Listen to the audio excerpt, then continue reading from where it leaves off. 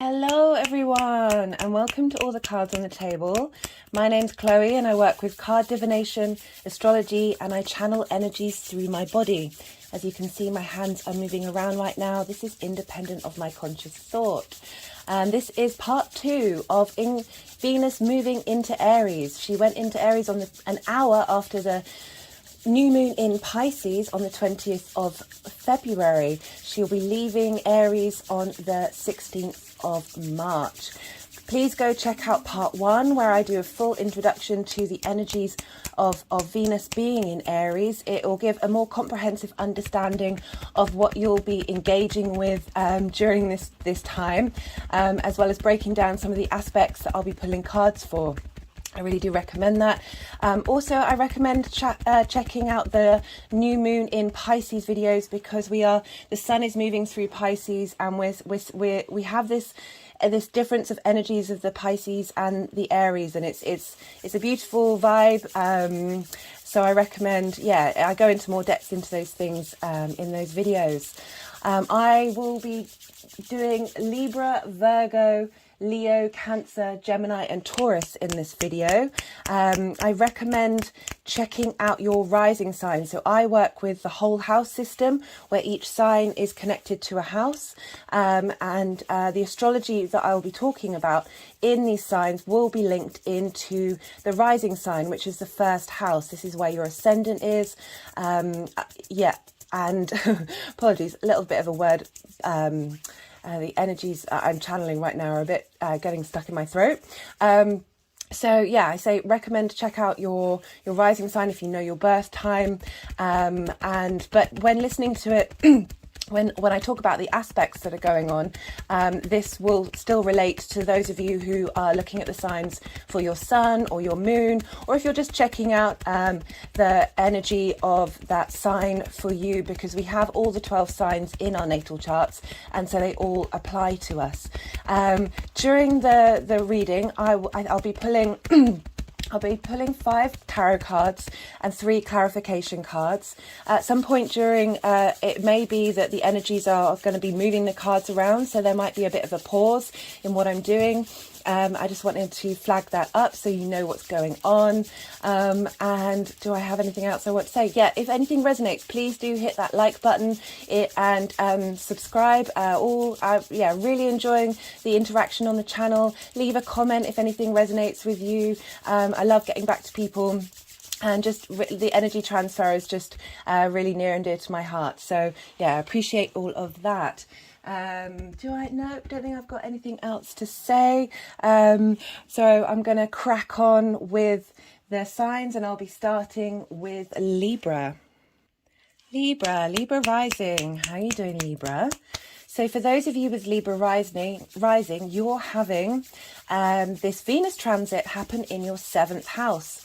So this is opposite your first house, your rising sign, which is the house of self.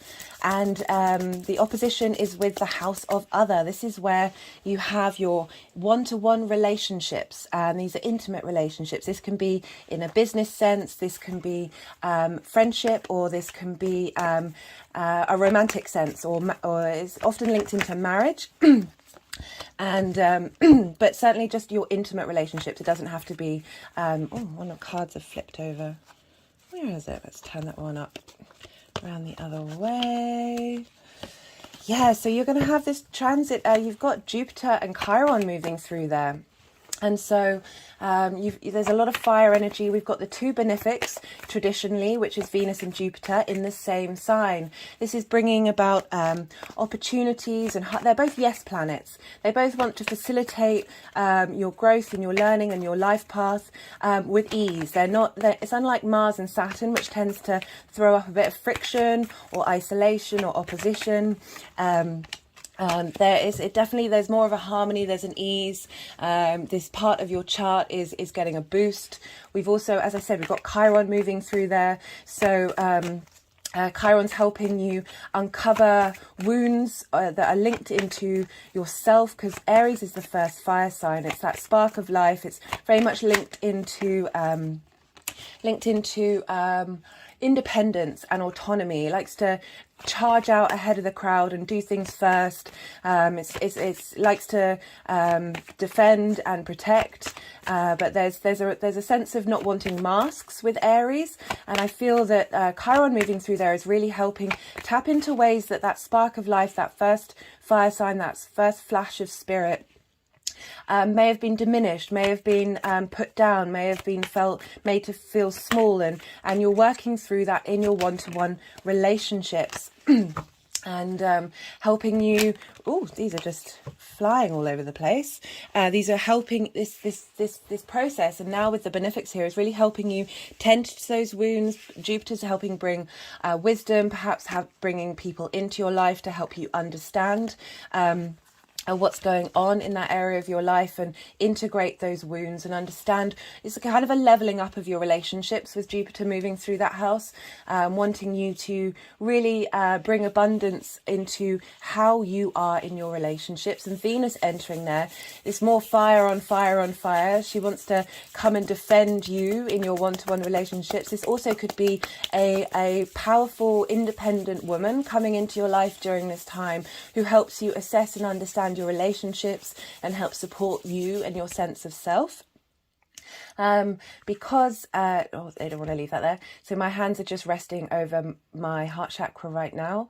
When I was talking about Venus moving through that sign, she wants to bring peace and harmony, and she wants to create things of beauty. But she's in Mars's land, and it's a little wild, it's a little tempestuous. It's about trying to find the harmony within the challenges, trying to get you to really be your authentic self and get rid of the masks and be able to move through grace with that. She's very fiery, very independent, very motivated to get up and do, sort through, clean up that part of your life and bring it into harmony. And because we've got all this in Aries, we look to where Mars is. No, they still don't want to turn those over. We look to where Mars is, because Mars rules Aries. And what happens, and so wherever Mars is, that energy is going to funnel into that house. So Mars has been in Gemini for quite some time. We had that long retrograde. Mars will be leaving Gemini at the end of March. So we've still got around a month left of Mars being there. And Gemini for you is your 9th house. This is for Libra rising. This is a fellow air sign. So this is a trine to your first house or your Libra energy. A trine aspect is an aspect of Jupiter. It brings about opportunities and abundance and a space for wisdom and integration to grow. Both of these air signs are air signs, so they're the same element. They've got things in common. They know how to talk to one another, so they're sharing resources. So your Libra energy is being facilitated by this Mars energy that's pouring into Aries and helping and facilitate Venus on her journey. And you are a Libra. You are ruled by Venus, so you're getting even more of a boost of Venus from her own home sign into this time where she might feel a little bit out of place and might need a little help. Although I've noticed from the energy coming through, do go check out the introduction in part 1, that I don't know, she seems incredibly fiery and very sure of herself. That's certainly the experience that I've had with her over the last couple of days. But as I was saying, so you have Mars in your 9th house. Your 9th house is your house of big philosophies. It's how you look at the world, the universe, and how you map yourself out in it. This can be just your moral philosophies. This could be your connection on a spiritual level to the universe, or this could be your connection to God or the goddess, or however you want to frame it. It's all about broadening your perspectives and your understanding of everything, really. It's also the house for foreign travel.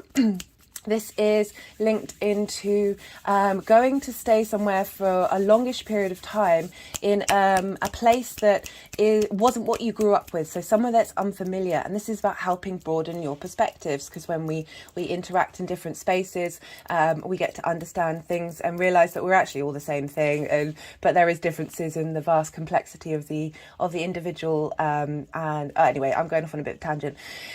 And this is also linked into higher education. This is not just linked into, say, going to university or having a master's. It's about mastery of whatever it is that you have dedicated a period of time to learn something with. This could be absolutely anything, but this is asking you may have been called with Mars in this house to look into that area of your life and see what it is that you want to master. And the reason why this is in the 9th house is because once you get to that space of mastery, you're then able to share your perspective with others. As I said, the 9th house is all about perspective.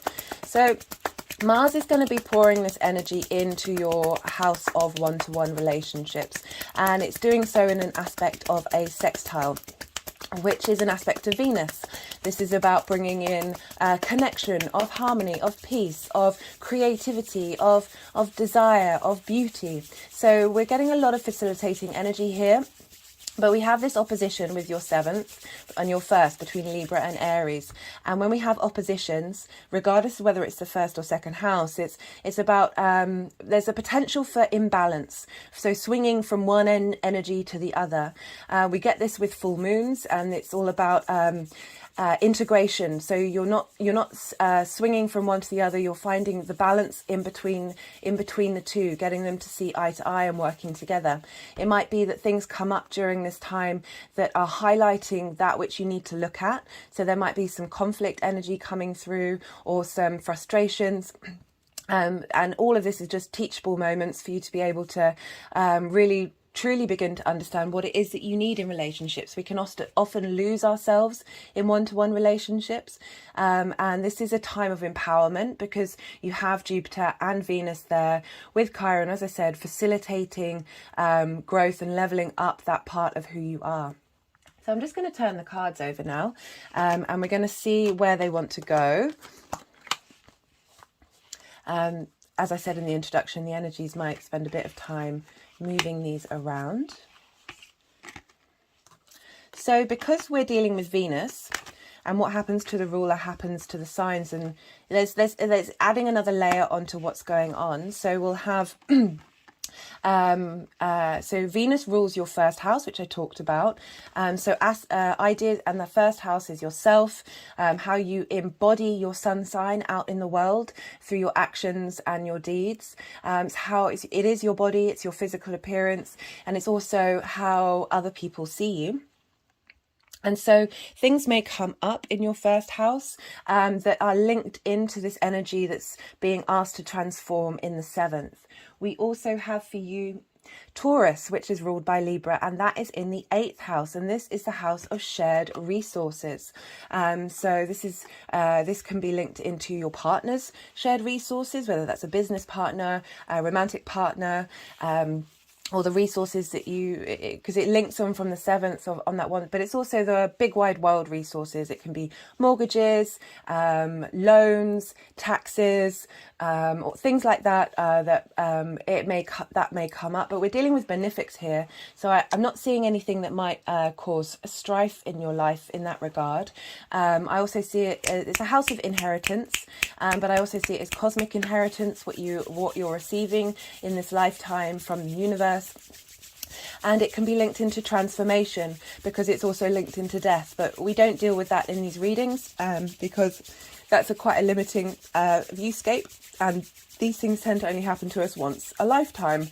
Well, they do only happen to each of us once a lifetime, but there may also be I don't see it with this particular transit of something coming up that may link into passing, but I just want to bring that up because that is part of the 8th house. But it's also, as I said, a house of transformation, that cycle of life, death and rebirth, realizing that everything is shared and transient and in a state of change. So things might come up in how you want to share resources, whether you're giving away too much of your time, money, energy, and you're not necessarily getting it back. I really feel that these transits through your 7th house are helping, giving a boost, giving you stronger foundations about what it is that you need in that space, and how that, because we're linking the 1st and the 8th. So you shared resources, your one-to-one relationships, and your philosophies. So all of these energies are intermingling with each other. Things, as I said, things may show up in the other 3 houses other than your 7th that are linked into this energy. So they I think it looks like the cards are in the right place now. So I'll carry on with your reading. So the first card, this is Venus's journey through Aries, and this is the Six of Swords. Sorry. And if you see here, there's some choppy waters, and here is the still waters. These figures are going on a journey. They're going to a different land. They're moving from one space to another. But this is a sword card, so it represents ideas as well as a physical journey. I feel like this Venus moving through here with the aspect she's going to make on her journey is helping facilitate this journey, because this is otherwise known as science, this card from a different deck. And this is about the tried and tested thoughts, the tried and tested ideas of how you look at a relationship. You've gotten rid of the things that don't work. You've gotten rid of the things that are unnecessary to who you are and what you need to make this journey. So you've got the things that are tried and tested that have a solid foundation in your own reality, which is why I think it's linked into science. And you're going on a journey with your one-to-one relationships. It might mean that if you're with a friend or a business partner or a romantic partner, you might be actually going on a physical journey. But I do see with these cards that it's definitely more that you've been doing some work and you've been assessing things, but things have been maybe a bit difficult. Things may have been a bit rocky, but through that you've learned a lot, and you've learned what you really care about and what you need in order to move forward. So the next card that we have, this is for the conjunction with Jupiter and Chiron that's happening between the 1st and the 3rd of March. So we have the exact conjunction with Jupiter on either the 1st or 2nd of March, depending on where you live. And then, because Chiron's a degree out, and then Venus will go and conjunct Chiron on the 3rd. So that the energy around there is really potent. During this conjunction with Jupiter, I'll put all this in the description box, but during this conjunction with Jupiter, the moon will be in Cancer, and this will be squaring this conjunction. And you have Cancer in your 10th house of career. So we're dealing... Wait. My brain is just... it is 10th house. Sorry, because I don't see visuals in my mind. So it's a weird way of trying to work things out. Excuse me. You'll have the moon in your 10th house. The moon represents your emotional needs. The 10th house represents your life purpose, your career, how the outside world see you. And so it's squaring this energy in your 7th. And these are for Libra rising. These are on angular houses, and angular houses are very powerful. So you're going to have this, and a square is an aspect of Mars, which brings about friction, potentially conflict, but I focus on friction because we need friction in this 3D world to bring things into manifestation, unlike sextiles and trines, which are more not necessarily tangible. The squares really bring things into life. So this conjunction is going to be highlighting the journey that you've gone on with your one-to-one relationships, and what that really means, and how you really connect to it on a personal, individual, motivational level, and what you've been sticking up for. And the moon in Cancer is going to highlight your emotional needs in your career, and how these benefics, this Jupiter-Venus conjunction with Chiron, is going to help you either reveal something that you need to work on, or really bring in what it is that you emotionally need in your career, and have some wisdom linked into that. So for this conjunction, we have the 3 of Wands. This is a really powerful card. This is called Dominion. This is about your passions, your drives. I love this for this energy, because this is somebody who's done the work. They're standing on top of a cliff, and they're looking out at these ships, which they have spent time and energy planning the journey, planning what those ships need, planning where they're going, and they're now watching from having done all that work. work. They're now watching these ships go out, but it's not the end of the journey, because the ships have to go out onto that journey into the ocean, and they're going to come back with rewards because you've done the hard work, because you're in a space of dominion. You know what you're doing. Your passions are grounded in reality. I love this with this coming up for the 10th house with your life purpose. This is really showing some support with those energies coming out that are helping you hold space for this and give you strength and support for the actions and the new adventures you're planning on setting out, for those ships to then come back and bring in some benefits. So we've got a lot of wand energy, which is not surprising because this is opposite the Aries. The fire energy is opposite this Libra energy. So for the they want to okay. Sometimes they like to stack things together, so you may not consciously feel the energy coming through, but this is coming through on a subtle energy. When they stack them together, all the energies compounding on top of each other and facilitating one another. Or is it because they wanted to move these around? I'm just going to wait a second because they might... okay. No.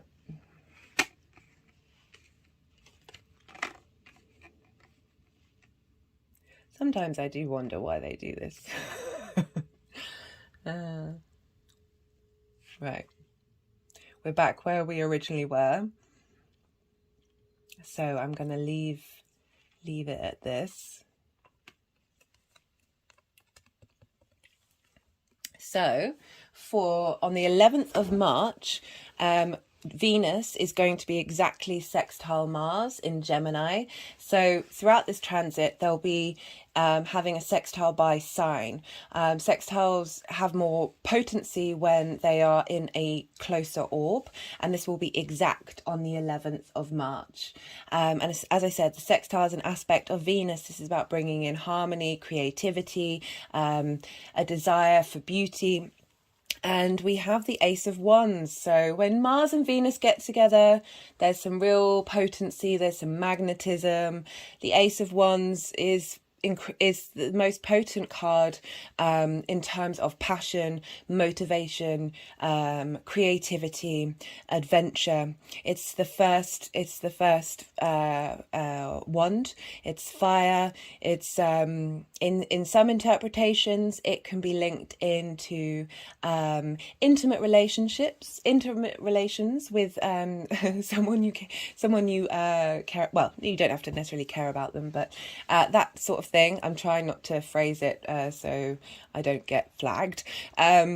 But this could be linked into this. But because we've got the 9th house here, we've got the 9th house of how you look at the world and what you care about. I really feel this is giving you a new sense of life, of your philosophies behind your relationships, a new passion, a new drive, a new start. It could be having worked through Mars moving through your 9th house. Oh, sorry, they're just patting over my heart chakra. Mars moving through your 9th house for so long, of really reevaluating what it is that you care about, what motivates you to be present in the world. That this combination between Venus and Mars is funneling that information that it's learned and integrated into Venus of, okay, now you've done that of your personal philosophies and how you are in the world, how is that going to impact your relationships? And it's showing there's, whether you're in a relationship or not, this is a new lease of energy and vitality when it comes to your one-to-one relationships.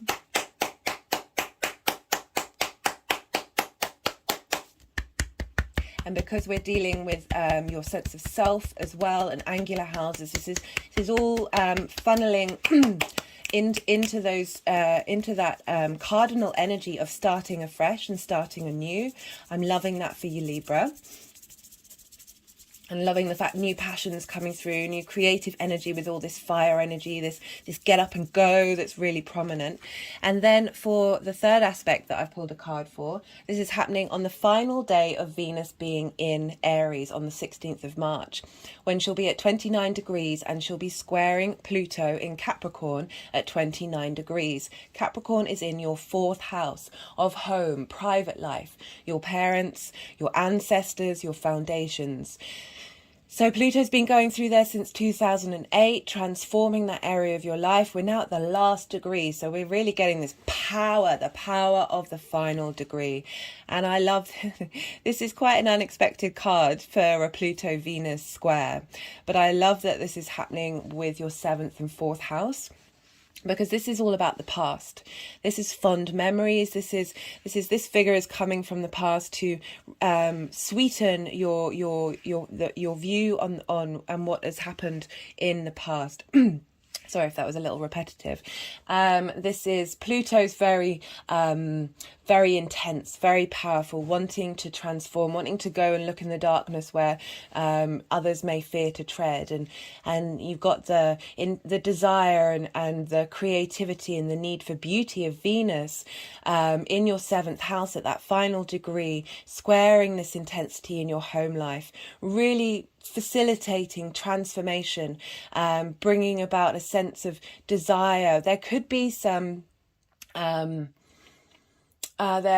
are some darker aspects to the Pluto-Venus square. It can lead to obsession, possession, and jealousy. I'm saying that, not that I'm saying that this is going to happen, but to be mindful of that.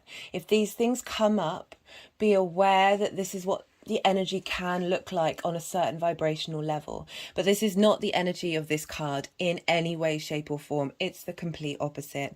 This is about helping you look at your home, because we have a lot of trauma in our 4th house. Often that's in our formative years where we see a lot of trauma that gets ingrained with us. And I really feel that this radical journey of Jupiter, Venus and Chiron through your 7th, really transforming your relationships, that with this square to Pluto, it's bringing in this sweetness of being able to look at the transformational work that you've done in your 4th and be able to look back on everything with sweetness, even the trauma, like being at peace with what has happened and being able to let go. I mean, as I said, it's the complete opposite of what the Venus Pluto square can be like.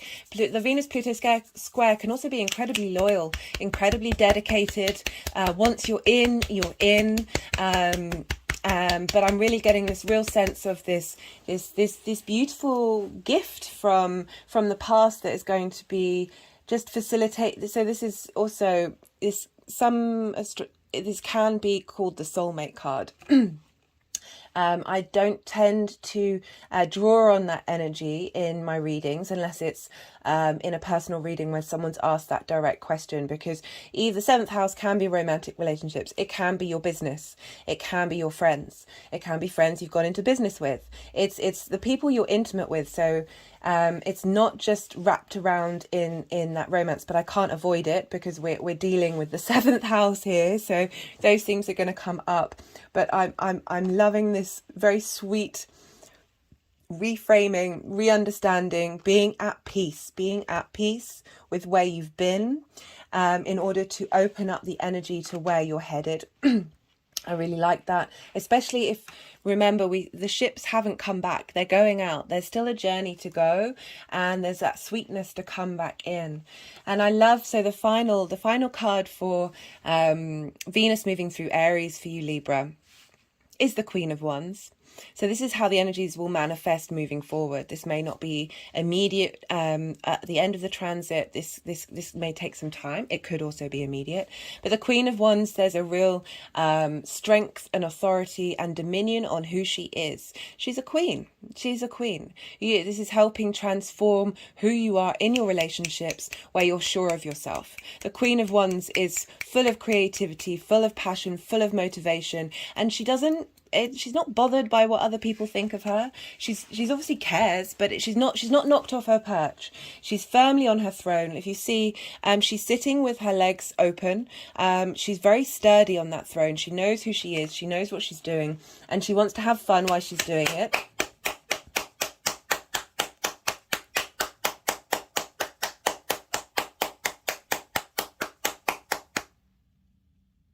Okay, I'm going to pull some clarifying cards here. Let's see where they want to move the cards. Yeah, I mean, there's the... Sorry, I'm trying not to be crude with those two cards. I'm sure you might get my drift with that energy coming in. So let's see what this Oracle of the Radiant Sun. I'll put all the links to the books, to the decks in the description box.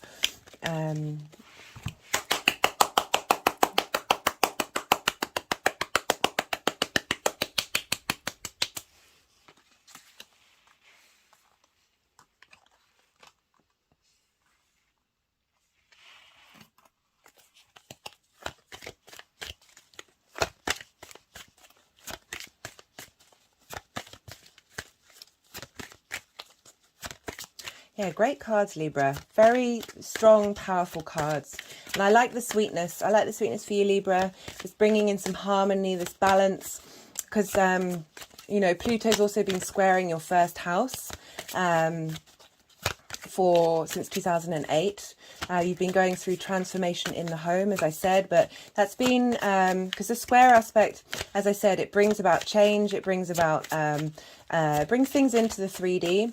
That can also be conflict, and so you may have been going through it during this journey. I mean, that was a long time ago. I'm sure there's been ups and downs just generally, but because it's squaring your Libra energy, whether that's rising sun or moon or any other placement. So there will have been dark nights of the soul. There will have been some difficulties. That's what Pluto's here to do, to help you really look inward.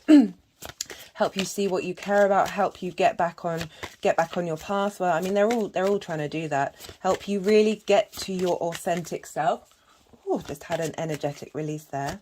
And Pluto's going to be revealing some treasures in the final degree, I feel. And yeah, to have that Six of Cups, it's a beautiful thing to bring some balance and harmony into your life, Libra, and I'm sure you really appreciate it. That is for Libra risings, that is definitely a space that you like to walk in. Oh.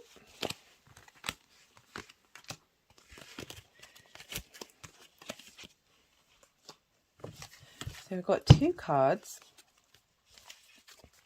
We've got Harmony, the Sun in Libra. How lovely is that? And we've got Extremism, Mercury in Scorpio. Now, the energy here is kind of, this is someone, lovers fighting with a letter. You know, is more linked into some of the aspects with Pluto that could come up. Perhaps these are things that have happened in your past, and Pluto's helped you transform that, because as well as squaring your Libra energy, it's been squaring your Aries energy, and for Libra risings, that's your first and your seventh, as well as your 10th. So that's some intense energy. As a fixed rising sign, I'll be having Pluto moving into my 7th house, so I'll be going through the experience, you know, again, all those angular houses, the 1st, the 4th, the 7th and the 10th, they're very powerful houses. So any Libra risings out there want to tell me how their experience was, yeah, it would be helpful information.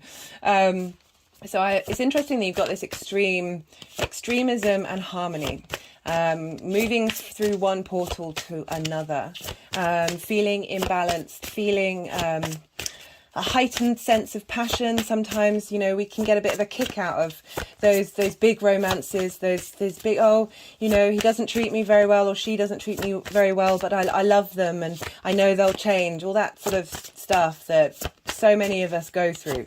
And it's when we're in love, it's such a powerful energy. But I really feel that we're shifting here into a space of harmony with present.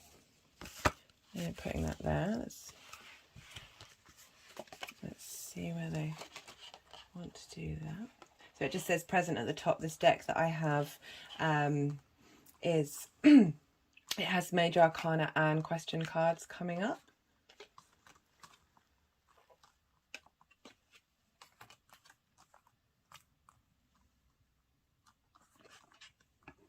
Excuse me, buddy.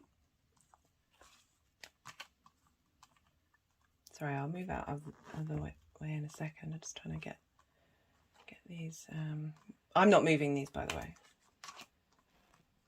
Interesting. Oh, that's kind of, that was just what I was saying.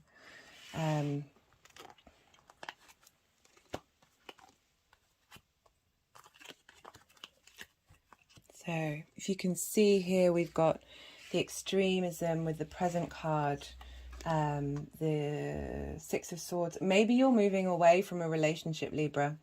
That could also very much be a thing.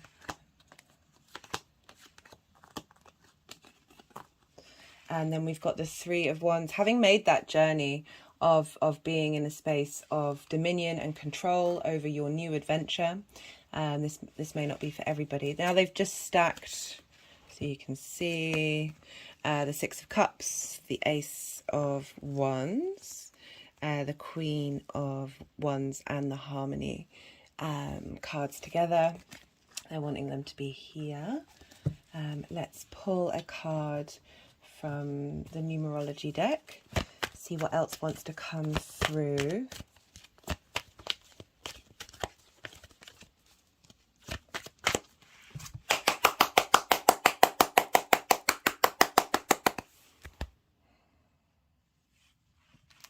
I just wanted to do that some energy work for you there. Let's see what final message wants to come. Oh, no.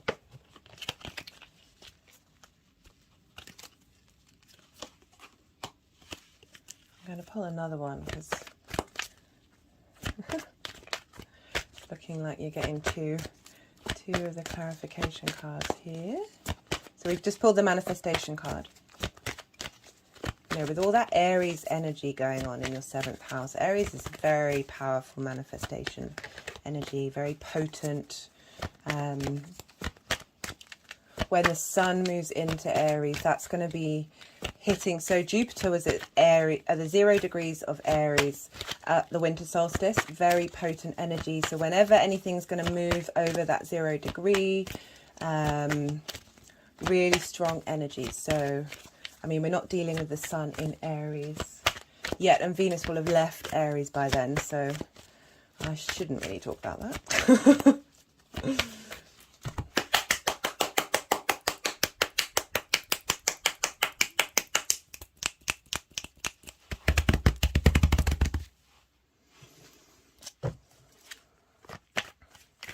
Oh, nope.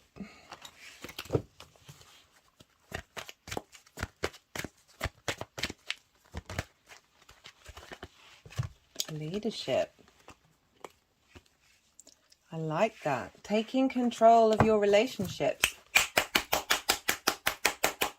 Just had a very big energetic release there. I do just find that so funny when I was like, oh, when I got where is it?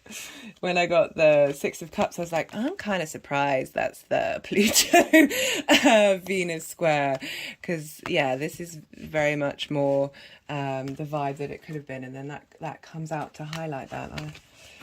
I do. Very interesting, Libra. Like that you've got manifestation of leadership. Like this a lot. Do hit the like button if any of this resonates, and subscribe if you're new to the channel and you like what's going on. I'm posting content all the time. Yeah, and do leave a comment. Would love to see some interaction and hear what's going on with everybody. Libra, I really hope that helps, and be well until we meet again. Virgo rising. How you doing, Virgo? So this transit of Venus through Aries is happening in your 8th house. This is the house of shared resources. This is the resources of the outside world. So this can be ideas, time, money, things. It's often linked into mortgages, taxes, loans, other people owing you money. It's also linked into inheritance. This can be 3D inheritance or cosmic inheritance. It's also linked into transformation, because it is traditionally where we'd link death into, but for these readings I link it into transformation. Yeah, especially with the benefics moving through here, I wouldn't see this coming up, and that's not what the tarot is for. So we're not dealing with that right now, but I do want to flag it just in case that's something that may come up for any of you out there with the Virgo rising. So you've got benefics moving through your 8th house. This is streamlining, helping you give some opportunities and bringing some harmony in there, and some Jupiter is often linked into money. So even though we're dealing with Venus right now, because we've got both the benefics together, they're going to be working together. There's a real sense of levity in that area of your life, and ease of things happening. Maybe it's easier for you to get a mortgage, easier for you to get that loan that you wanted, or perhaps some inheritance is coming through.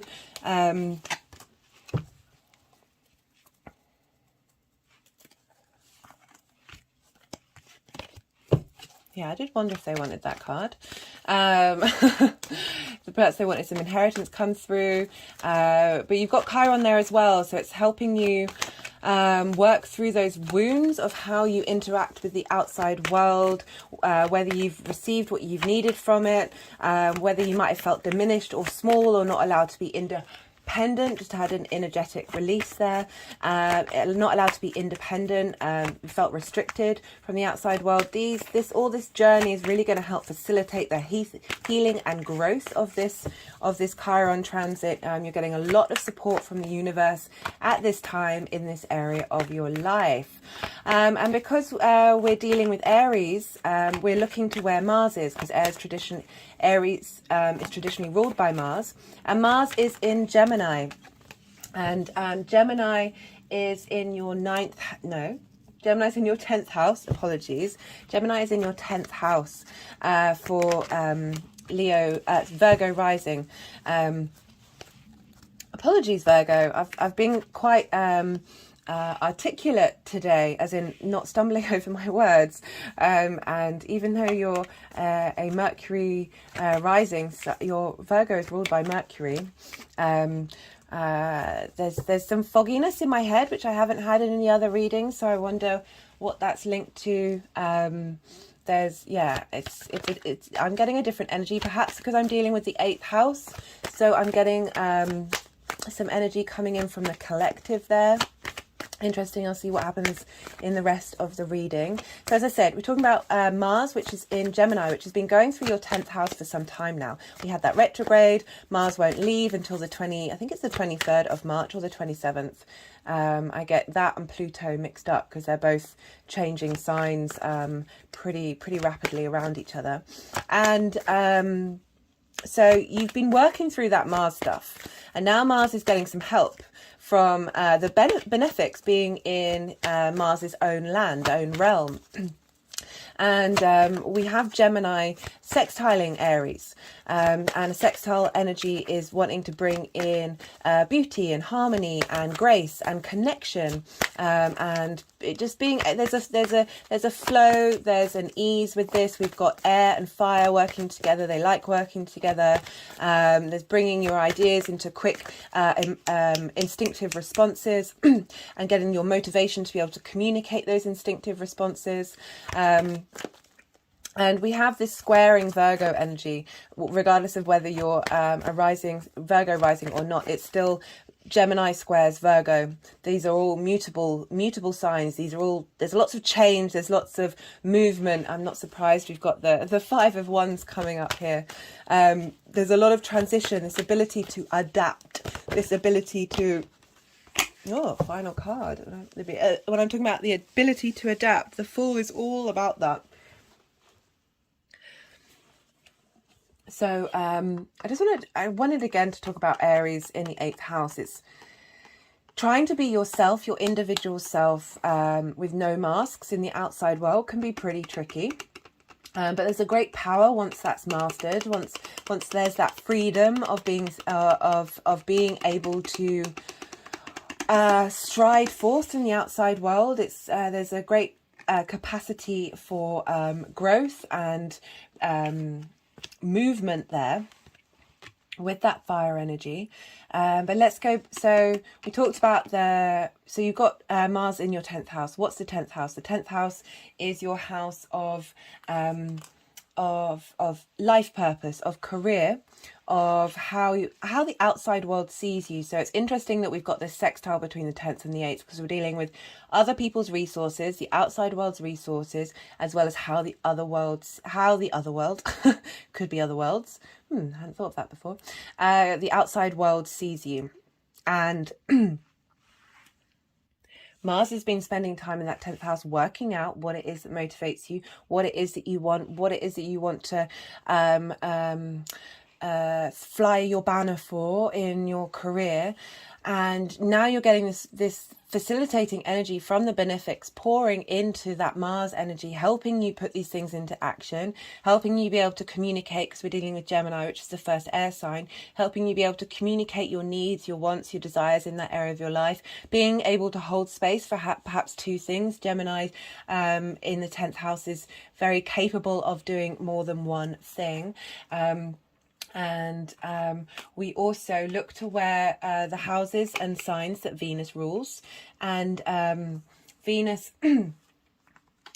rules your 9th in Taurus and your 2nd in Libra. So your 9th is your big picture philosophies. It's about perspective and broadening your perspective in different ways. Be that going to live in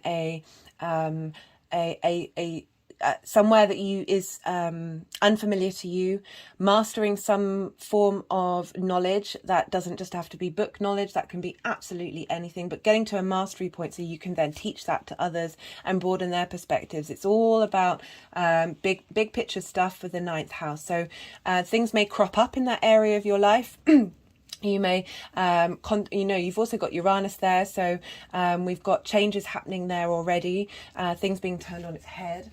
And then we have Libra in your 2nd house of your values. It's interesting, we've got two 10s here, but I'm just letting them figure them out and move them around.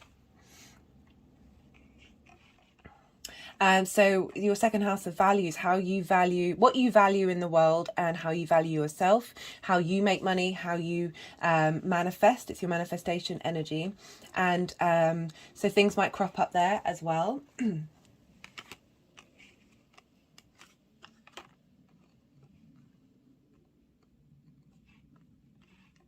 So in the 8th house is what's called an inconjunct to the 1st house, or sorry about to sneeze. Apologies about that, Virgo. I was just about to sneeze, so I paused the video. So so Virgo energy and Aries energy are in conjunct with one another. So when something is in conjunct, they haven't got a lot. Traditionally, they haven't got anything in common. They don't really know how to talk to one another. So it's about trying to balance lots of different things at once that don't seem to work together, and it may feel difficult, may feel uncomfortable, may feel a bit frustrating, but there's a care there, there's a love there, there's a wish to kind of understand, there's a wish to work through it, there's a sense of value, of respect, but there's still a deep level of frustration when it feels like things are easy and then all of a sudden things are really difficult and you're not seeing eye to eye in those areas of your life. But and then it works fine again, and then it doesn't. It's a very higgledy-piggledy aspect, which kind of makes sense with the cards that are coming through here. So just want to make sure. Okay, they're moving. Let's see what they're doing.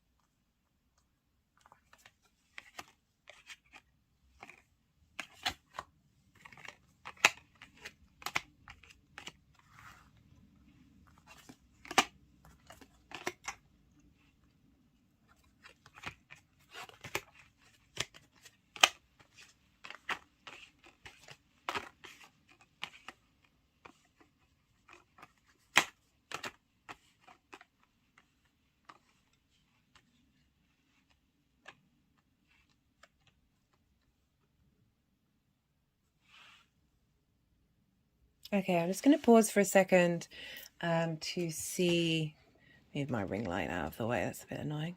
Pause for a second to see if they're going to move them around anymore. I do apologise, Virgo. Sometimes this happens, sometimes it doesn't.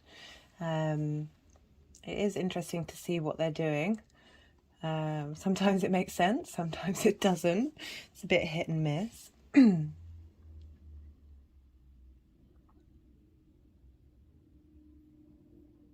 Okay, that's long enough. So for Venus,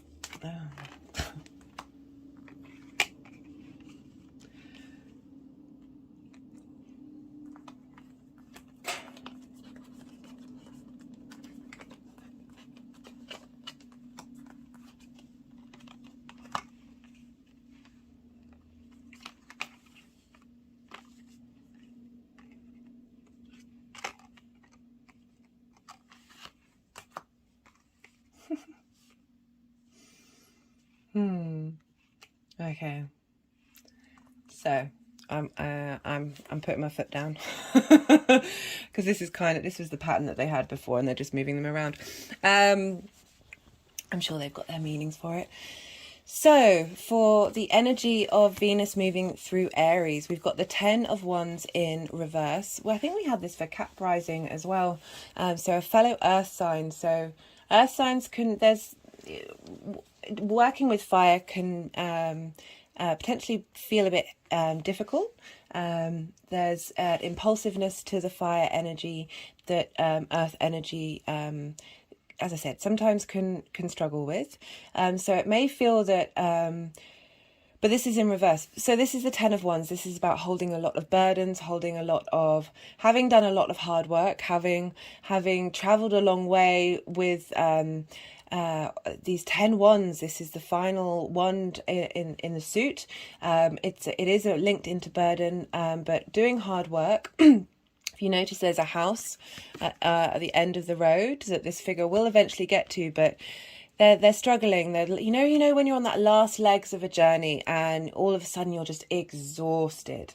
It's like your body knows it's about to get home, and so it's not having to run full with adrenaline and keep going. There's a real sense of being burnt out, feeling overwhelmed. There may be a part of you that's very happy with the work that you've done, happy to take on those burdens, happy to do those things, but there's a sense of feeling exhausted. But with the reversed card, this has shifted. This is moving, with Venus moving through there with the other benefic. It's helping relieve you of some of those burdens, helping restore you and rejuvenate you, and helping you move through, because the 8th house is a complicated one, because it can be difficult to show up because it's dealing with other people's resources. It's not linked to you and what you have and what you're putting into something. It's definitely about receiving, and so as I said, it may feel like you've been overworked, but there's a shift happening. There's a real, especially if you look at these end 2 cards, which is the Fool and the 10 of Pentacles. So for the first aspect that I wanted to talk about, which is when Venus conjuncts Jupiter, which will be on the 1st or 2nd of March, depending on where you live. The next day she'll be conjunct Chiron, but it's only by a degree, so really it's a very tight orb and they're all interlinked during this time. But during this time, they will be square the moon in Cancer. And Cancer is in your 11th house of friends and groups, hopes and wishes. I feel with this energy of outside resources and friends and groups that this is about competition. This is about have it like no one's really winning. There's just a play. It's like I'm thinking of puppies or small animals when they're young. There must be a word for it, I can't remember. When they're play fighting with one another and they're practicing and they're learning. This is definitely about practicing, but there's a slight air of competition. One of you still wants to come out on top, but it's making sure that because this is benefics here. I'm really looking to this card in a positive way because we're dealing with two very positive planets. And we've got this square with the moon of your emotional needs being met by being in others, being in groups, and having a play, doing something that you love. It's all ones, it's all passions, it's all motivations. Really engaging in that space of it. Try to lean into it. Doesn't matter who wins if there is a competition edge to it, because the 5 of wands can be a sort of an exhausting chaos state of having a dust up over nothing. But that's not what I'm getting with the benefic transit through this. And Aries and is quite a feisty energy, so perhaps other people might be feeling a bit competitive with you, but you don't really care, you're just having fun. Definitely getting that vibe with the 11th house coming in, where the moon is, of getting your emotional needs met by interacting with other people, therefore interacting with their resources. And so for okay, that wasn't me that turned that upside down. I don't know what they want to do with this. So this is for the aspect with Mars. This is happening on the 11th of March, when Mars and Venus will be exactly sextile one another.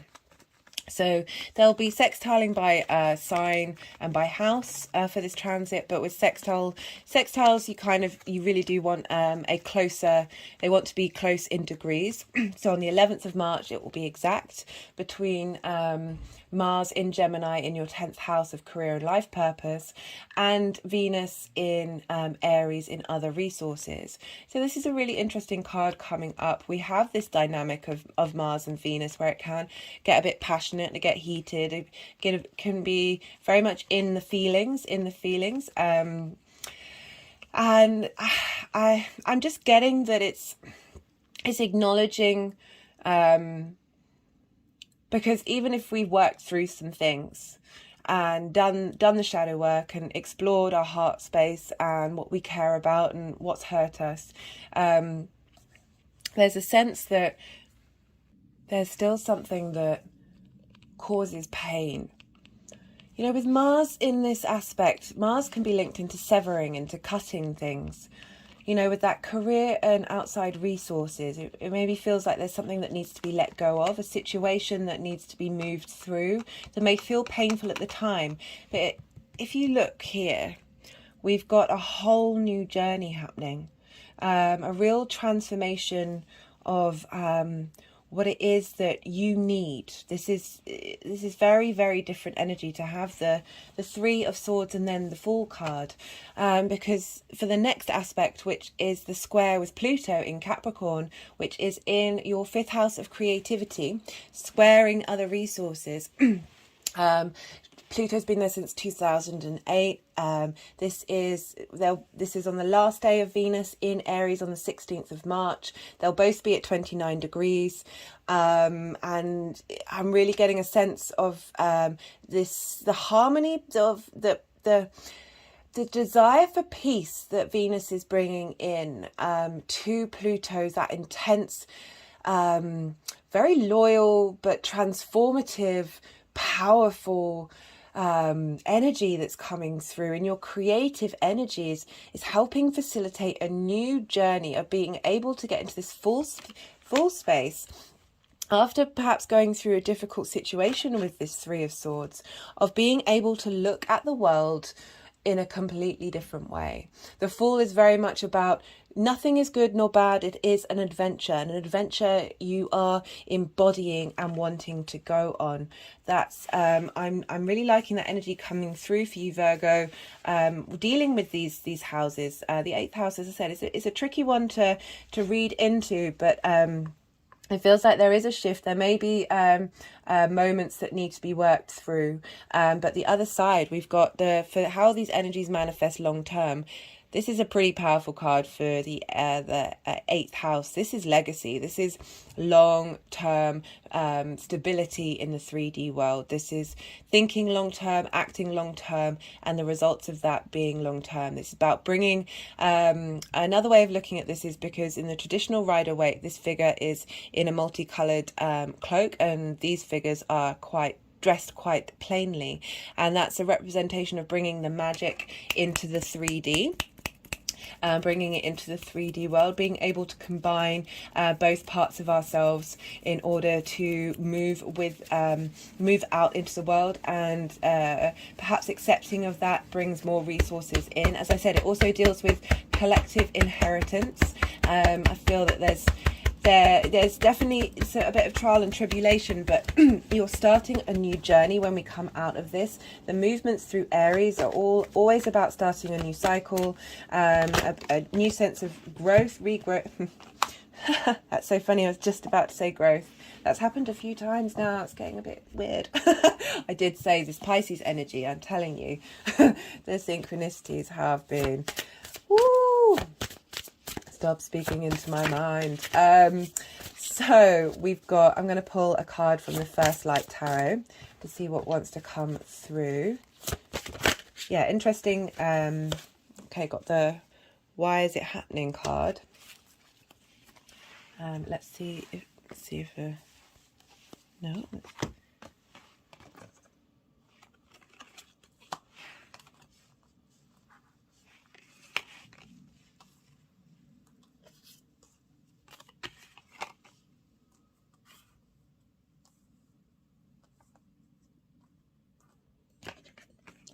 Do excuse me. Just going to pull, just going to pull a card from the Radiant Sun Oracle. You're going to have Saturn move into Pisces, Virgo. So we do have the Sun being in, but we've just pulled drama and companionship. So we've got Mercury in Leo and the Moon in Libra.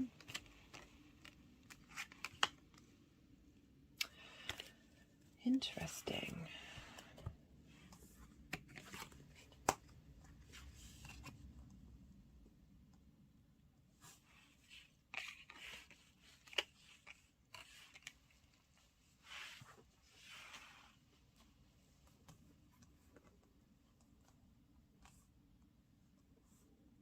So I don't know if you can see where all those cards are. We've got Why Is This Happening with the 10 of Wands in reverse with the drama card on top of it. Really sort of highlighting what you've been going through with these burdens, with having, you know, another way of looking at it is having all these passions and wanting to put them all together. But yeah, no, it's very much linked into burden and a release of that, and release of the drama linked to that, and becoming at peace with the drama of the 8th house, of the outside world's resources, letting go of heartache in connection with that, severing something, transforming that energy into something else, and then a bit more playfulness going on. There's also, as I said, that competition state of really either enjoying it, learning to enjoy it and be present with it, or moving through it if it's not really getting you anywhere. We do have the Fool and companionship and the legacy cards. So interesting new journey. Companionship coming up in the 8th house.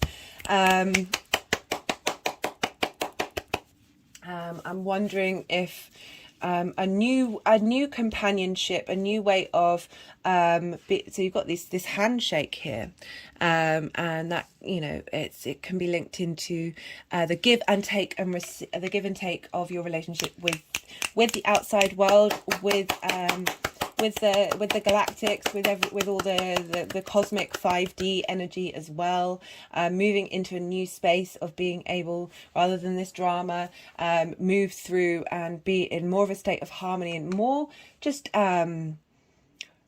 as I said, the fool's about to step off a cliff. But we all should embody the full energy moving through this world. It's one of my favorite cards, and it's a hard space to get into when we've got this energy, but it really feels like there's a shift, or certainly a move to shift, and in the long term it's serving you for the better in terms of your legacy of what it is that you need and want to support yourself in the 3D world. Anyway, Virgo, I really do hope that helps, and be well until we meet again.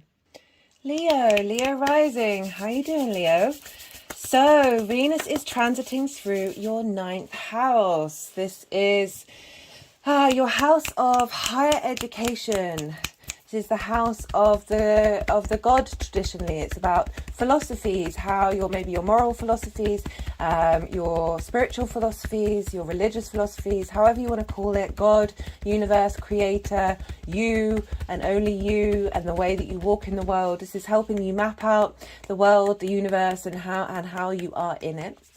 It's, as I said, linked to higher education in the sense of learning to master something, learning to get to a space where you're then able to share that knowledge, and foreign travel, which is about going and living somewhere for a longish period of time that is not what you grew up with, not what you're used to, about getting a different perspective. This house is all about perspective.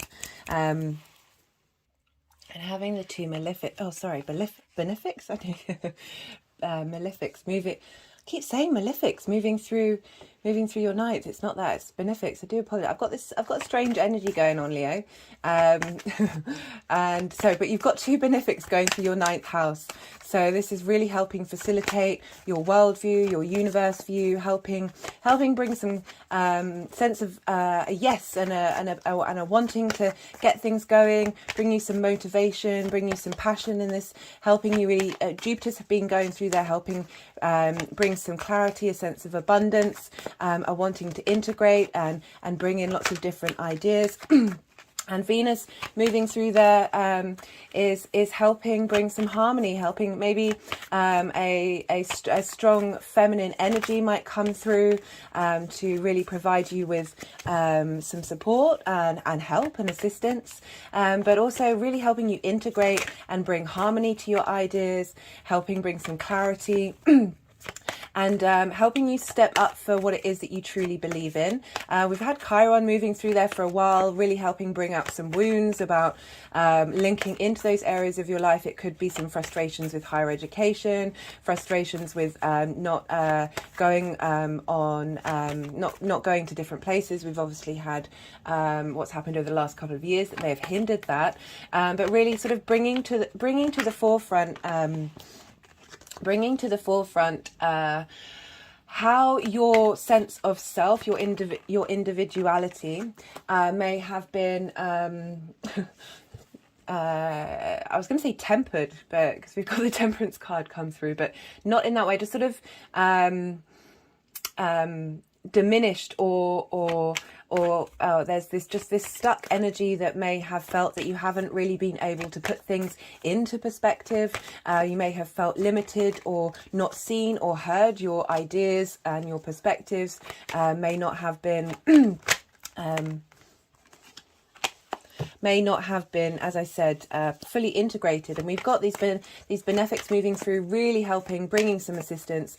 And it's in a fellow fire sign. So you've got, because of that Leo energy, whether that be your rising or your sun or your moon or any other energy, you're getting, they're both fire elements. So they've got things in common. They're able to share resources. They're on the same team. So and a trine. So we have trines between elements, and this trine is an aspect of Jupiter. So Jupiter wants to bring in a sense of abundance, a sense of generosity, a sense of wisdom, a sense of giving you opportunities to to expand your worldview, expand your perspective, harness a craft, immerse yourself in something that is not familiar to you. So I'm just going to see where these cards want to go. They may want to play around for a bit. Just move that out of the way. And because we've got all this Aries energy, we're going to be looking to where Mars is, because Mars rules Aries, and Mars is in Gemini in your 11th house. And Mars has been there for some time. You may have been working through, and your 11th house is groups, alliances, friends. Like, it's the resources of that area, and also linked into your hopes and your dreams. So you may have been working through, there may have been some friction, some difficulties about not necessarily being able to put things into action into groups or seeing results. We've had Mars going direct for a while now, but Mars still is going to be in Gemini until the end of March. So there isn't going to be a sense of completion with that retrograde until Mars gets to those final degrees. But we have this lovely sextile energy between between Aries and between Gemini, and a sextile energy is an aspect of Venus, so that's bringing about harmony, this idea of this ease. Both Venus and Jupiter want to bring ease into your life. They're not here to bring conflict, they're not here to bring separation or isolation like Saturn or Mars. They're here to help you out in an easy way. And because we've got this sextile with Mars, that energy, that motivation, that drive is really starting to ramp up and get on and go, because Venus is wanting to integrate what the work you've been doing with that Mars retrograde, in terms of kind of what groups do you want to be in, how do you want to connect to groups, your desire to connect to like-minded people.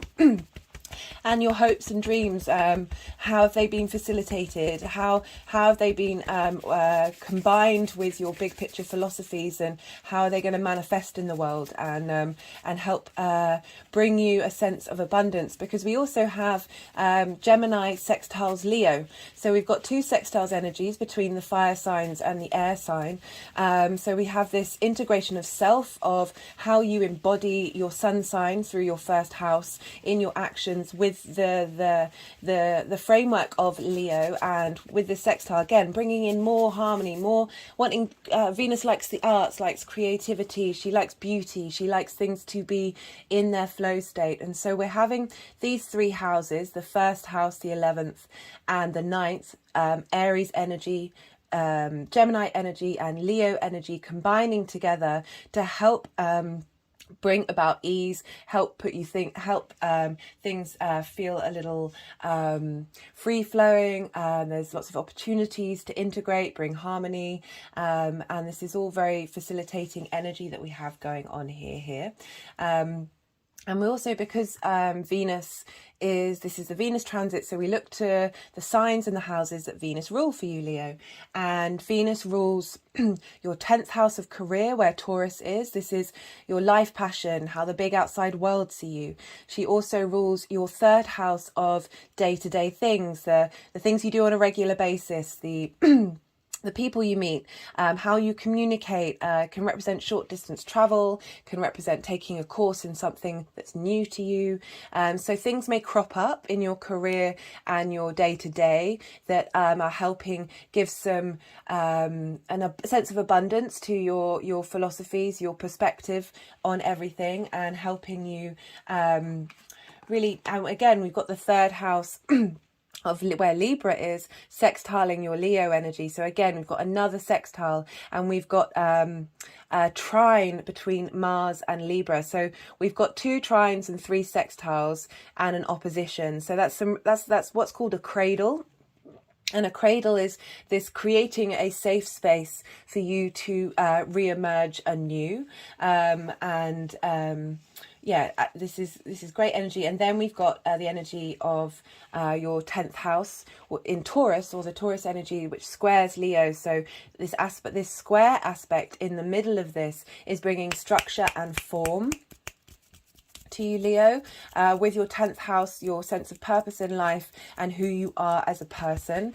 So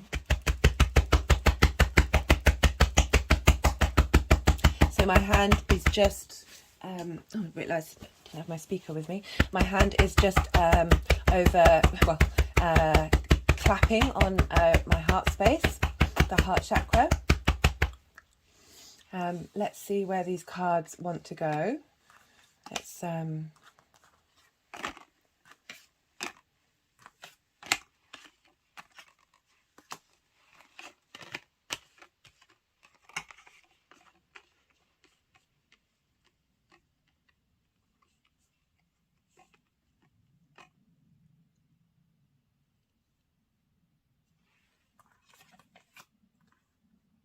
if you can see, you've got the Three of Swords here, which is about a sense of betrayal, a sense of heartache, the trauma of the heart, things people may have said, things you may have said to yourself that have caused pain.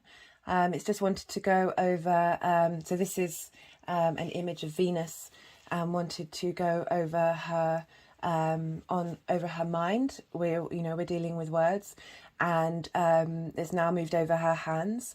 In some of the readings, they've put crystals and cards in her hands where she's holding space, she's protecting.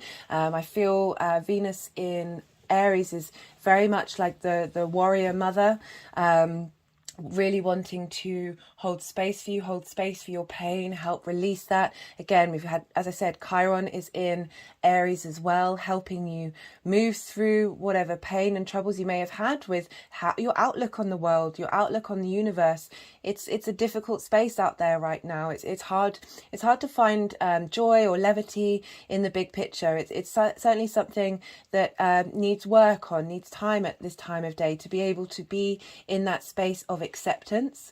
I talked a lot about the heart space, and the Three of Swords came up in the Leo full moon. If you haven't seen that, I really do recommend it. There was a lot of good energy coming through about how when we're able to integrate this energy and be at peace with it and soothe the pain in our heart and let our heart be. So Leo, the sun, Leo is linked into the heart. It's ruled by the sun, and the Leo rules the heart and the spine of I feel these benefics are really helping you heal pain that you have gone through, and giving you a sense of wisdom and elevation to be able to be your independent self, be able to be firm without masks in how you look at the world and how you interact with it. Really bring a sense of strength to your perspectives.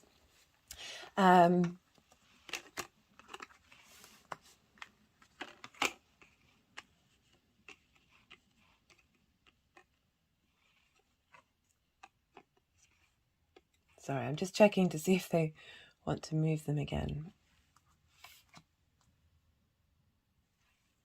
So in a lot of the readings, I've had difficult cards and then court cards coming through, which it really feels like this journey through Aries, which is a new cycle for all of these planets because it's the first zodiac sign. No matter where it falls in your chart, they're all starting a new cycle, and we've had difficult cards to begin with, or things that you're moving through, or Venus is helping facilitate for you.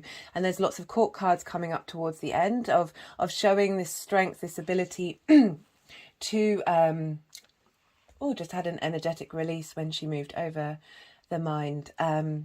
This real strength of holding space for what you've been through and overcoming it, and being really grounded in where you're at with that pain. We all suffer in one way or another. It's part of the human condition. With the sun moving through Pisces, we have that duality, that fluctuation between the light and the dark, and holding space for both of it, knowing it's part of the whole of the human condition. Doesn't mean these things don't hurt, but time heals all wounds, and perspective really does help integrate.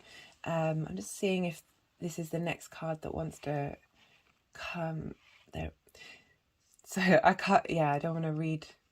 Okay, are we going back to that one?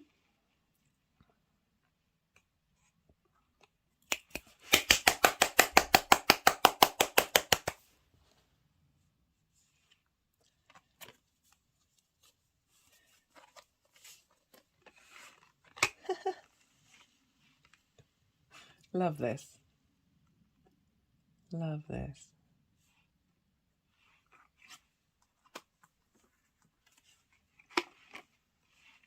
Because these are the cards of the different aspects.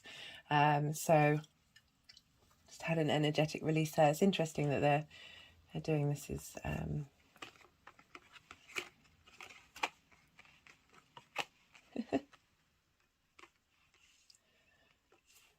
right. I think so. The first aspect that I pulled cards for is for the conjunction with Jupiter. And this is happening with Venus. And this is happening on the 1st or the 7th of March, depending on where you live. And Chiron's in the mix too. It's just 1 degree out. The exact degree with Jupiter and Venus is on the 1st or the 2nd. And then the next day and the following day will be Venus's conjunction with Chiron. But they're all still in a very close, tight orb. So it's all still relevant. But during this time, the moon will be in Cancer, squaring this energy. So we have these benefics meeting each other, giving you gifts, giving you, it's always a very positive thing when these energies combine together. Very potent fire energy here, helping facilitate your sense of self with Chiron. So really helping bringing a sense of ease, a sense of perspective, a sense of wisdom with what Chiron's been doing, those wounds that you may be feeling, this energy that's coming through quite strongly. And we have the moon in Cancer, which is in your 12th house, that which is hidden, the house of mysteries, the house of magic. It's linked into your emotional needs. The moon is in the sign that she rules, and the square aspect is a Mars aspect. It could bring about conflict, frustration, but also friction. We need friction in order to bring things into the world. Strong manifestation energy, and with these benefics being involved with the moon, with our emotional needs being highlighted and transformed. Particularly with that 3 of Swords that's over there. But I love that we've got the Queen of Swords. She's been through some stuff. If you notice, her head is above the clouds. She's not living in dreamland. She knows the reality of the situation. There's a cool, calm and collectedness about the Queen of Swords. She gets to the point. She knows what she has to say. She has clarity. So it's moving from this 3 of Swords to this Queen of Swords with the help of the benefic energy coming through, really helping give you some stability in how you think and how you communicate your thoughts, not only to yourself but to other people. I'm really liking that for you, Leo. And we also have the energy of Mars here as well, because even with the square we're still going to have this sextile with Mars coming, but that's coming up later. So there's that air energy that's being funneled in, that you've got two two sword cards here. So there's definitely a need to have some clarity of thought in order to connect to your passions and your motivations. So on the 11th of March, when Mars and Venus will be exactly sextile, we've got the Temperance card, and this is about alchemy. This is about working with all the ingredients of yourself. And it's interesting that's following the square with the moon in your 12th, because the 12th house is about that which is hidden from you. And in order to reach true alchemy, we need to work on that 12th house, uncover every part of you, the good, the bad and the ugly, all the trauma, but also all the magic that's hidden. And so with this square happening just before the sextile, it's 10 days later. So you're going to be doing some integration when the moon is moving and with Venus and Jupiter moving. And when we get that Venus and Mars, it feels like things are going to be revealed. Things are going to come into form and released and alchemized. So alchemy is all about tempering things, which is funny. I said the word temper as in kind of like cool down when I was talking about Chiron, as in I've probably got that definition wrong. Sometimes I think I know words, but I don't. But putting out the fire, I meant with that tempering with Chiron moving through your 9th house in Aries. But here with alchemy, it's about bringing all the parts of yourself and distilling them and working them to their highest point so you can create magic in the world. to get to that point, it's about there's a clearing, there's a healing, and I really do link this into the moon's transit. I feel it's reevaluating the personality, turning it inside out, which reveals the gold that's within your heart. So a real shift and change from this Three of Swords energy of your heart, of transforming that energy, of understanding it, releasing it, and seeing the truth of it. And then we have a square with Pluto that's happening on the 16th. This is the final day of Venus being in Aries. Venus will be at 29 Aries and Pluto is going to be at 29 Capricorn.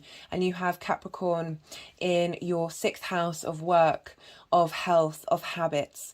It's been transferring that space. And often I've spoken in many readings with the 6th house that it can be a difficult house to see because it doesn't have a traditional aspect linking it to the 1st house. And by traditional aspect, I mean conjunction, sextile, square, trine, or opposition. And so it's difficult to see that house. There's different perspectives. It's hard to get things into balance. And Pluto's been going through there to help you see those different perspectives, help you understand that part of who you are. And the leaving gift between Pluto and Venus in your 9th, helping you be able to bring your philosophies, your understandings of the world and the universe into your day-to-day, into your work, into your routines. Because we've got here the King of Cups, we've got a Queen and we've got a King. There's a real sense of strength, of character coming through with this transit. And the King of Cups is very creative, full of imagination, but is balanced in their emotional space, has a strength of autonomy and there's a leadership here, it's a king, really being able to balance the different emotions and bring those all together in this creative space. And it's interesting that's coming up with the 9th and the 6th, because the 6th, it can be a somewhat uninspiring house. It's a house of hard work, and this is helping bring some beautiful emotional connection energy, being able to harness that space. And again, we had the moon going through Cancer, so that's two water signs of finding a balance in the water and seeing what magic can come out of it. And really, there's a real strength and stillness with the King of Cups. Because of that emotional connection, it can be linked in, as I said, into the magic, into the unknown, and the intuitive space, and being able to tap into that intuitive space and act on it. Really being able to be in communion with your emotional self. And the final card for Venus moving through this card for how these energies are going to manifest long term is a celebration card. This is the Four of Wands. This is about working hard and reaping the rewards and celebrating with like-minded people. This is linked into the harvest, the cycles of Earth, being able to work together with like-minded people, or simply tend to your crops, tend to the things, your passions that you're doing, tend to your ideas, your motivations, your desires. And the long-term cycle is these people are all about to go and have a big feast, have a big meal, drink lots of wine or drink whatever, depending, but celebration and celebrating good hard work well done. It's a great cause. Setting good foundations, having done this work and tempering yourself and finding that emotional balance. As I said, like-minded people, because we've got these transits going through your 9th, it can often be a time when people in the outside world who like-minded people who are there to help, like guru, teacher, teacher energy, or certainly people of peers who you can bounce ideas on and off with, may come up during this cycle, particularly with Jupiter being there, of then meeting like-minded people and working together with them. Just had an energetic release. Right, I'm just gonna, let's see what we're doing here. Just had an energetic release then.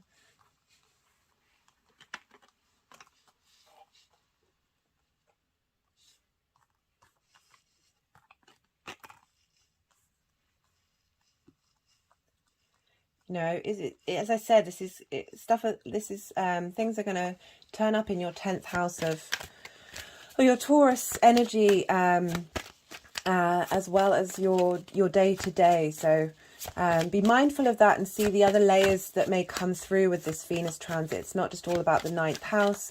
We've got these houses working together to help bring you a sense of joy, a sense of pleasure. I'm not going to do that one because that was just my hands being flippy. Sense of joy, sense of pleasure. She's really. So we've got the Birth card. We've got Venus in Pisces. Yeah, it does feel that with this shift, it's a rebirth. It's coming into a new space, ability to feel fresh again, to feel that sense of innocence, that sense of looking through the world with curiosity, I was about to say curiosity again, with curiosity, with it's I like that with the Temperance of really coming to understand yourself. And when you do that, you will integrate as a new person. Just had an energetic release there.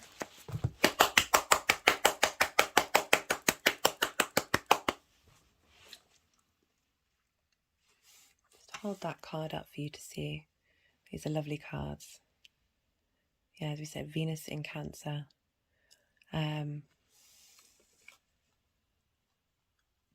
Perhaps that's linking into when Venus moves through Cancer, that's when you'll feel reborn, having spent time tempering who you are and getting in command of your emotions. Because the Four of Wands is definitely a long-term card, but a card, the celebration is on the horizon.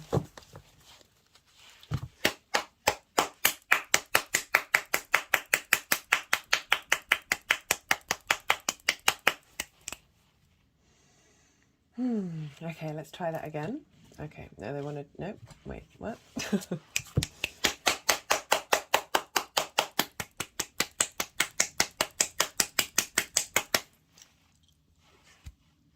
My hand is now on my heart chakra. Let's do that again. So let's pull a numerology card to see what further messages are coming through. Got follow. Oh, got two. We've got forgiveness. Do go check out the introduction on part 1, where I talk about the Jaguar card that came through for Venus in Aries energy. So we've got the Three of Swords, forgiveness. Let's get these up properly. Of this transition phase. Coming through here, and then we've got follow your dreams. Love this. Really love this. Birthing your new dreams.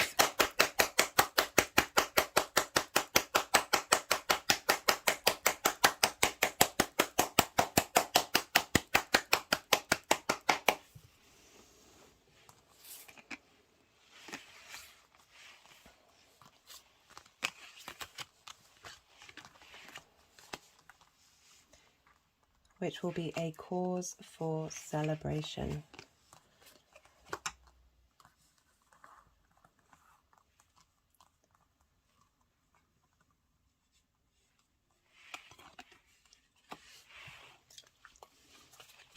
Right, and finally I'm going to pull portal, passageways. Definitely a shift happening, a change change in, I'm just going to pull one more card. A change in, yeah, I'm not surprised with, I've been getting that in a lot of the readings, of a shift of, it's got the emotion card, temperance again. Oh. Control of self, so that's again linking into the King of Cups. Sorry, sometimes I forget to pick these up and show you these beautiful cards. So we have these things here. Well, I've had that portal card before. You definitely feel like you're slipping into the void, but the void of all possibilities. I really hope that helps, Leo. Yeah, there's some energy that needs to be worked through. With temperance, it is definitely looking into self and bringing things into balance in order to create magic. But some beautiful positive cards on the other side of it. So good luck out there, Leo, and be well until we meet again.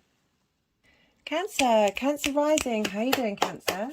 So you've got this transit happening with Venus moving through your 10th house of life, passion, career, and how the big outside world sees you. So you've got two benefics in your 10th house, bringing you a sense of optimism, a sense of peace, a sense of harmony, sense of abundance, a sense of creativity. This is a great transit to have. You've also got Chiron there, so they're helping facilitate whatever wounds you've been dealing with your sense of life purpose and who you are and what you want from the world. I really like this energy for you, Cancer. And because we have a lot of Aries energy right now, with Venus being there, we look to where Mars is, and Mars is in your 12th house, your hidden house. Because Mars rules Aries, and your hidden house, Mars has been in there for some time. Mars won't be leaving until the end of March. Mars has been helping you take action and motivation to uncover things that may be hidden from you. The 12th house is, as I said, the hidden house. It's the house of mysteries. It can be a part of you that's very private to yourself, a part of you that you may struggle integrating.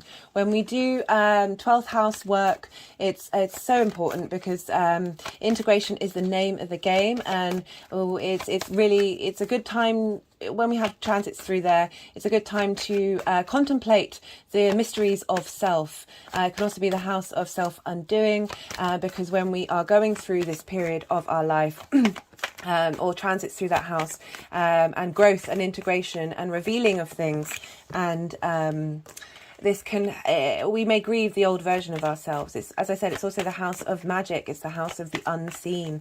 So some magical things may have happened for you during this time.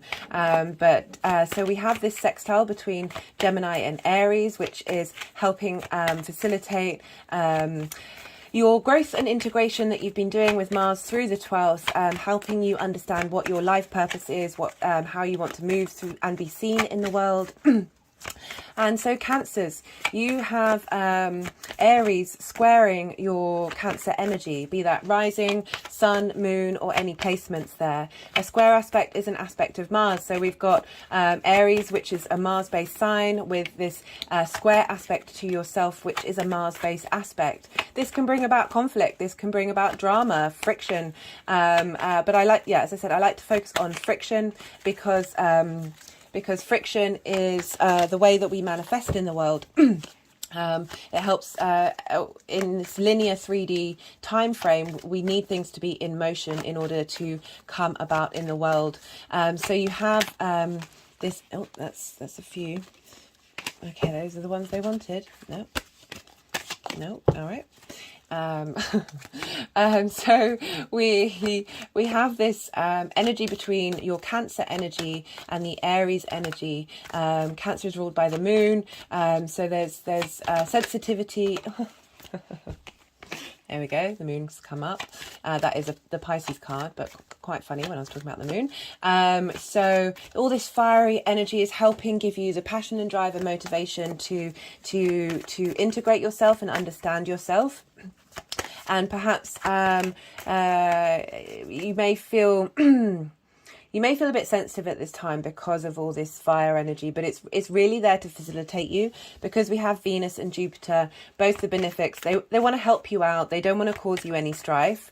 But that Cancer energy may just feel a bit sensitive, because there's a dominance, and there's Aries tends to be very forthright in their energy, so it may feel a little conflicting to the sensitivity that Cancer can have.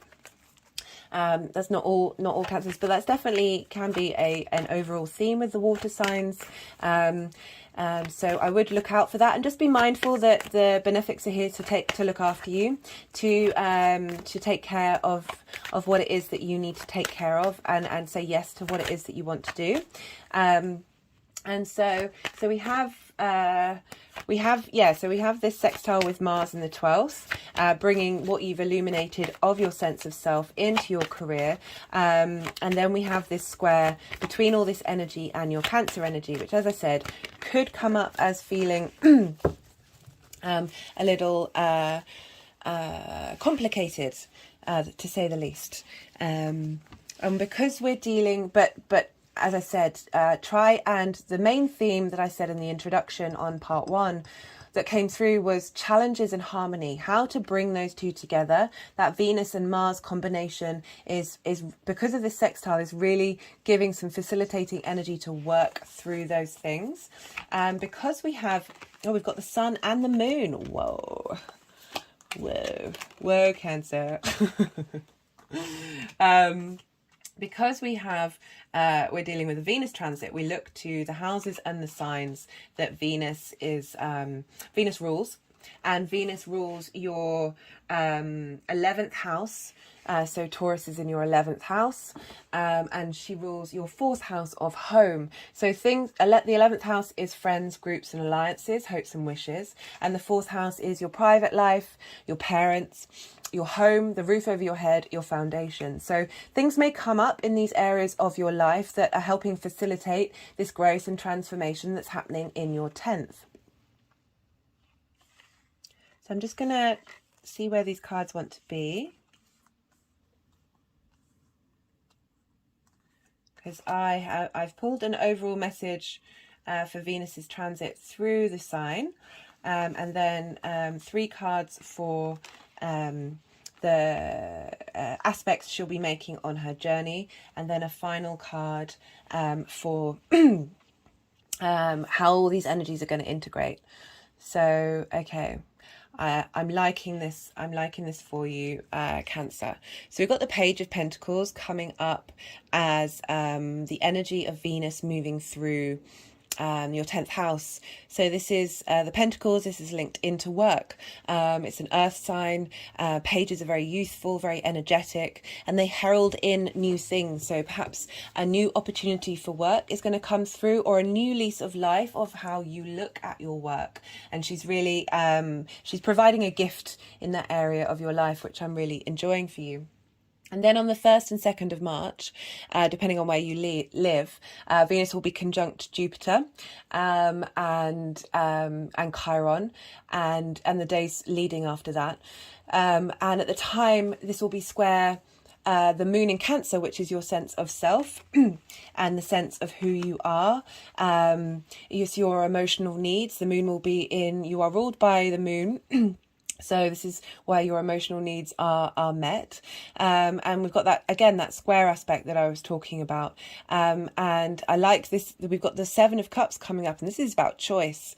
This is about, and with this square aspect, it's about tapping into your emotional needs and being able to, sometimes the 7 of Cups is about not being able to make a choice. But I feel like I'm getting the energy that there will be, maybe not one thing, but there'll be more definitive. You'll have a more sense of what it is that you need and what it is that you want to move forward with. What cups do you want to keep? What cups do you want to take with you? Because you may have different strings to your bow in your life path and your life passion and your career.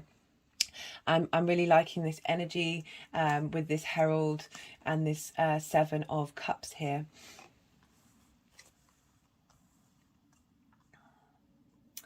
And so we've got another aspect, which is the 11th of March, which is the sextile with Mars when it's exact. So sextile energy is an aspect of Venus. This is about bringing in creativity, bringing in I feel with the 10th house, this is really facilitating transformation of who you are and what it is that you need, that you've discovered in your 12th house. Really moving with speed to bring about action and motivation, the desire, ideas coming through to help help you, as I said, either level up where you're at in your career or create new opportunities for you. There's a real speed here between Mars and Venus of their exchange of energy that's helping things move quickly, helping you get to a space that is more comfortable for you. The 8th is a positive card. And I like that coming through. It's the integration and the change of yourself in the 12th house. Is deeply facilitating the 10th house. So for the final aspect, this is on the last day of Venus being in Aries on the 16th of March. And this is when she's squaring Pluto in Capricorn. Pluto's been moving through Capricorn since 2008 in your 7th house. This is opposite your Cancer energy. And your 7th house is linked into intimate relationships, business, friendship, romantic.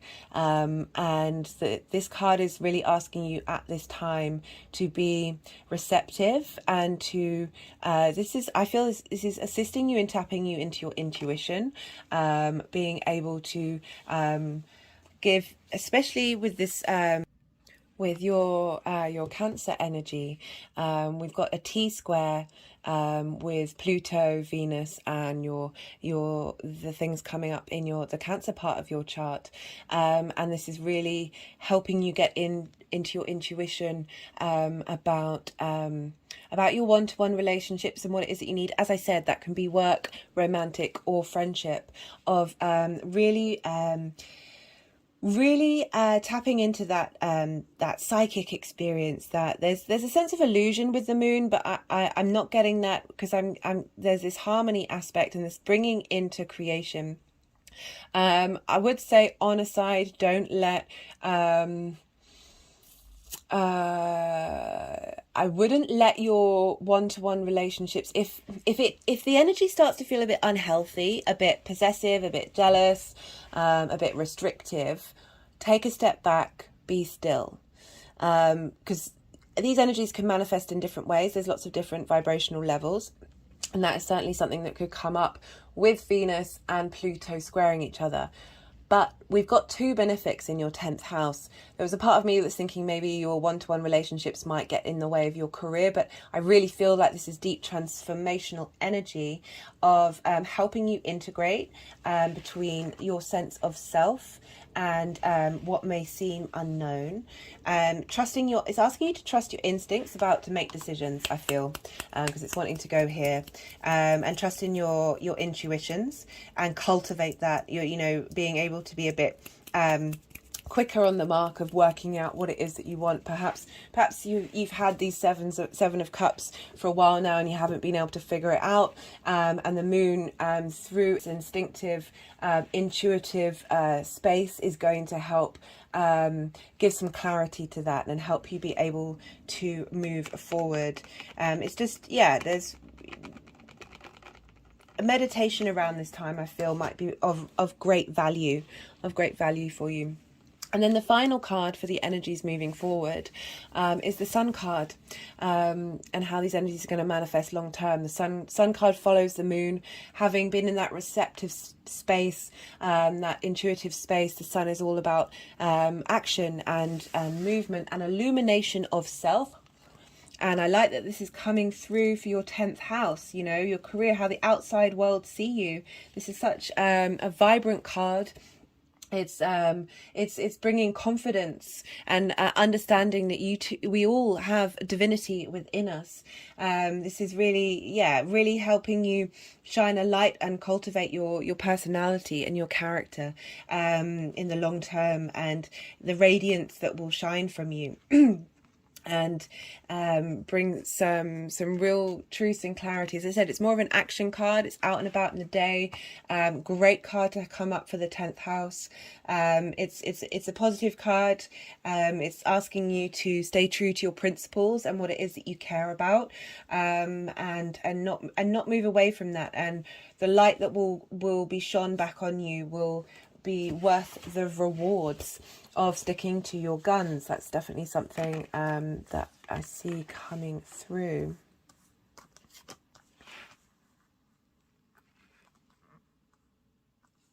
Another thing of this could be, because, you know, sometimes we don't have to make a choice.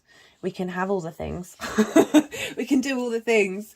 It all depends on where you're at, and the ability to put things into motion. Put these things into motion is coming through. Like these are great cards, especially with the crowning of the Page of Pentacles in your 10th house, as the energy of Venus moving through this 10th house. The real sense of vitality, again with the momentum of the 8. Very powerful to get both the sun and the moon. There's an integration of the night and the day, of your yin and your yang, and finding a real balance there. With that just flipped over, we've got the synchronicity card come up. I'm going to see what else wants to come through. Okay, I'm getting a sense that you're going to know. You're going to know. It's going to be hard to not know, because we've also got the sun moving through Pisces through all of Venus's transit. Apologies for coughing. And Pisces is in your 5th house. Your 9th house. Your 9th house of higher perspectives, your big picture philosophies. It's also traditionally the house of the gods. It's where you get perspective. It's where you get wisdom. It's where you get insight. So the sun is moving through there, shining light on that part of your life, and Saturn will be moving in there as well, giving structure.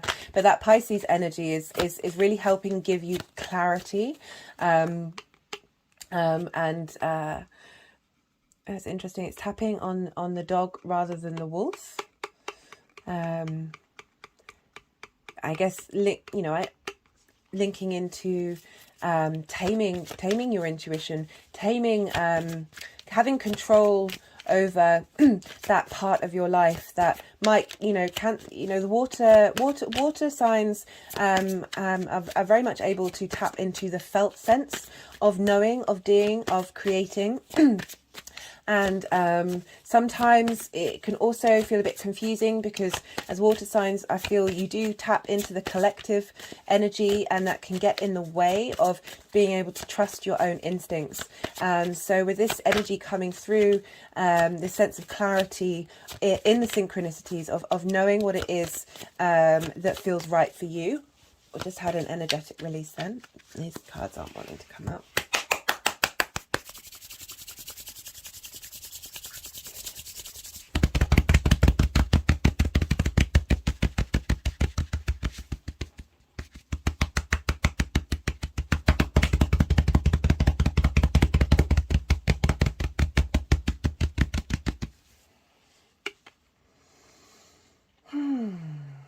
Okay, right, where was I? Let's pull 2 more cards, shall we? One from the... Sorry, I just feel I had a bit of an energetic release after doing that. I'm feeling a little soft around the edges. Let's pull a Radiant Sun Oracle card for you, Cancer.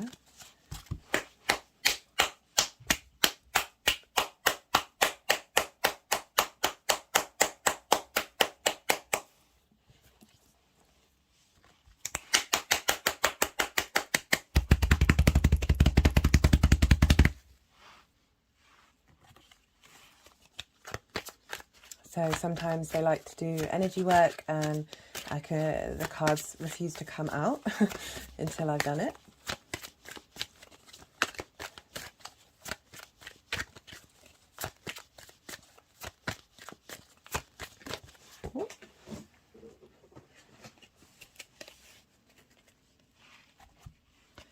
excitement.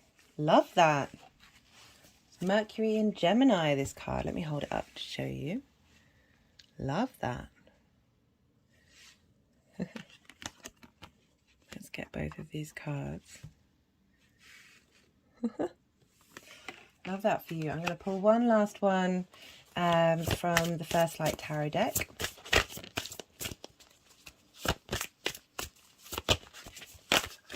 Oh no, let's start that again. So as I said, so Venus is in your 11th and 4th. So things, opportunities, little synchronicities, little nods, little flavors to this 10th house energy are going to come up in those areas of your life. Or for those of you who don't have Cancer rising, wherever Libra and Taurus fall.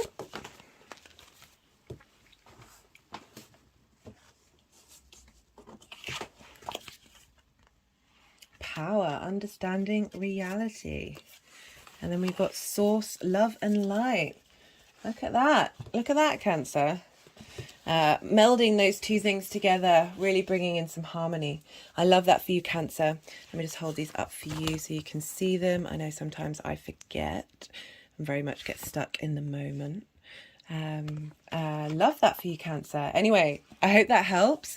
Do hit the like button if this resonated, and if you are new to the channel, do hit that subscribe bell, and yeah, any comments, I'd love that. Do hope this helps, and be well until we meet again.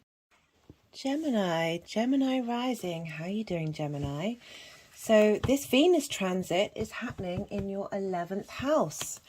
And this is your house of friends, groups and alliances. It's the people that are like-minded that you want to interact with. It's also the house of your hopes and dreams, Gemini. So we've got Jupiter moving through here and Venus moving through here. This could be people in your life who are here to facilitate and bring wisdom and harmony in your groups and alliances. Or it could very much be the energy of transforming yourself. Just had an energetic release then in those groups, in those alliances, how you interact with people.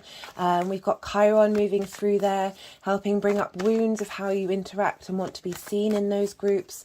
But we've got the two benefics working together in Aries, starting a new cycle, helping you level up your sense of self, your sense of individuality, your sense of autonomy in these groups, as well as giving benefits to your hopes and dreams.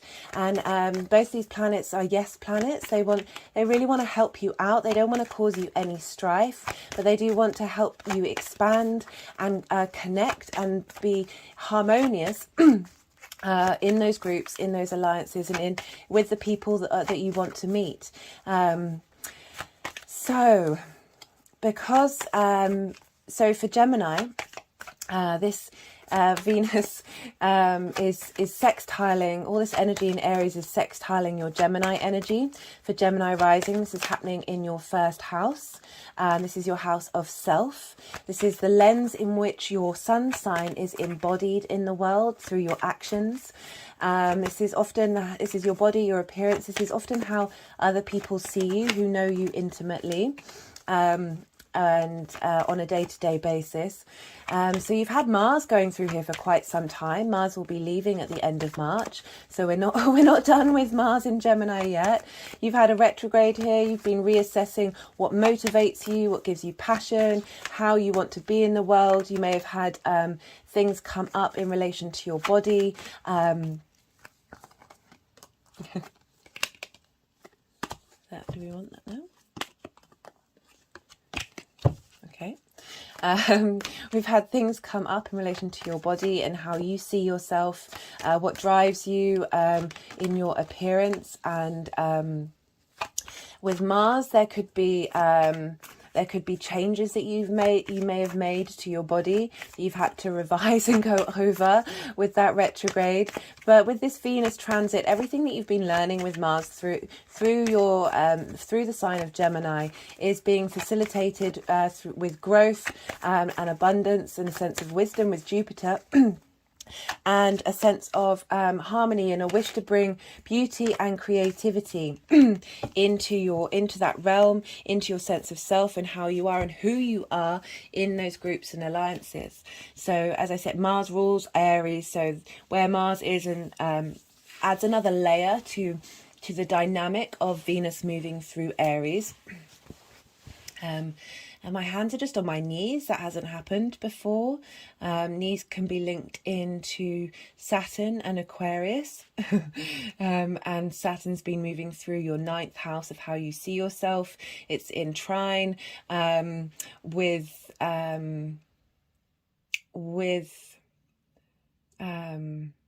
no, I take that back. The knees are linked into Capricorn. Apologies, that's also a Saturn ruled sign. That's where Pluto is, and there'll be an aspect that I've pulled a card for linked into Pluto. Interesting that's happening right now. That's not, as I said, that's not happened before. So maybe there's some Geminis that have been suffering with their knees during this Mars transit. I think that's a particular reading for somebody. So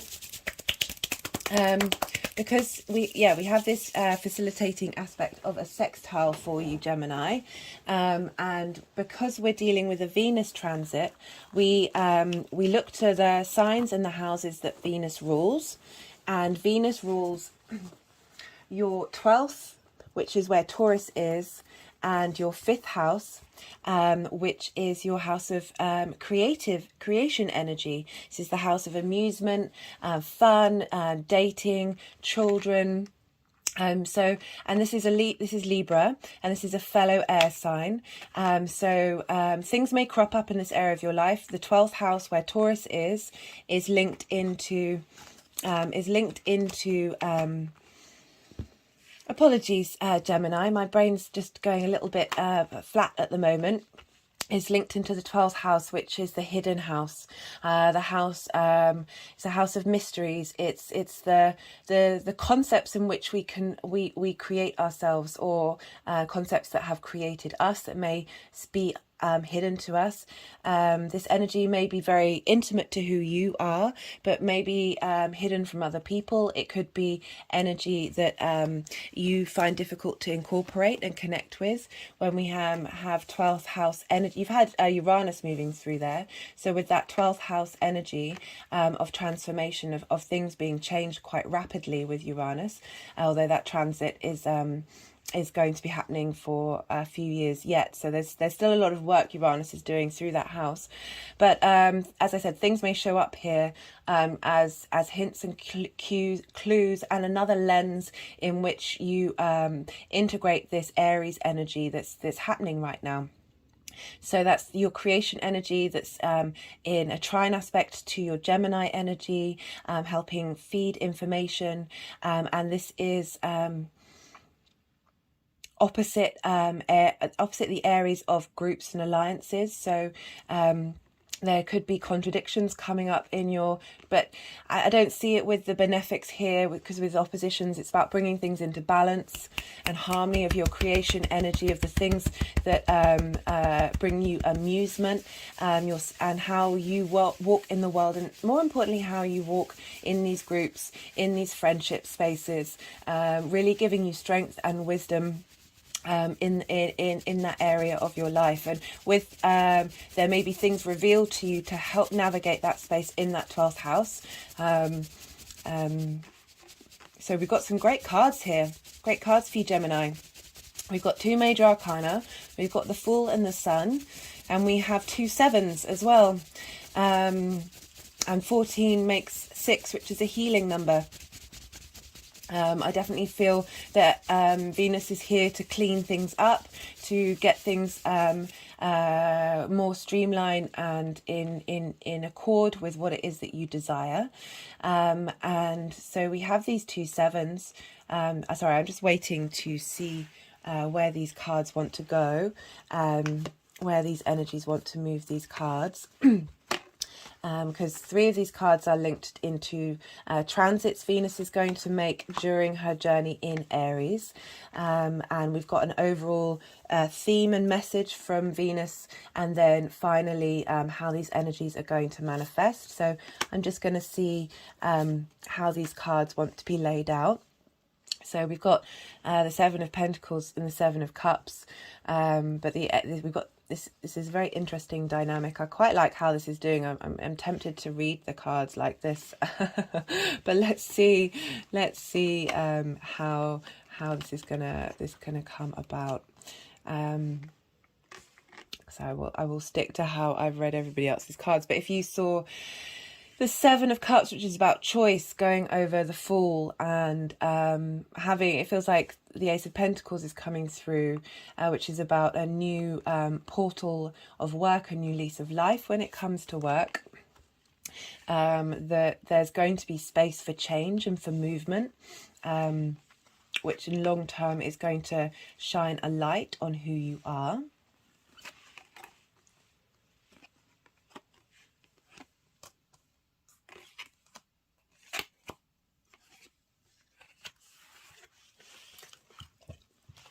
Interestingly, just had an energetic release then when they put that in that formation.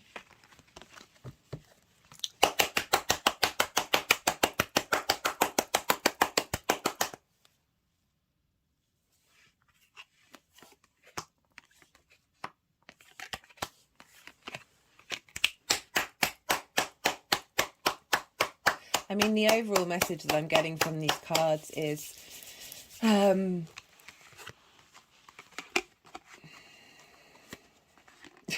sorry, sometimes when I'm channeling in this way, I find it difficult to think and speak at the same time as channeling and moving. So I'm just going to wait a moment to see if they want to move these lovely cards around.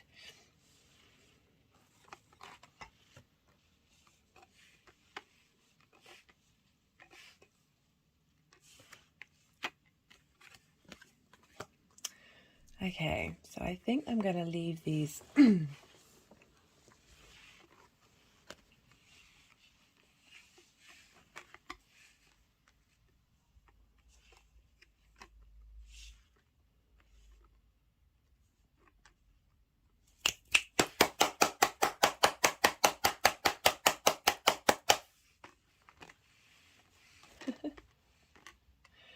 oh, they are being funny.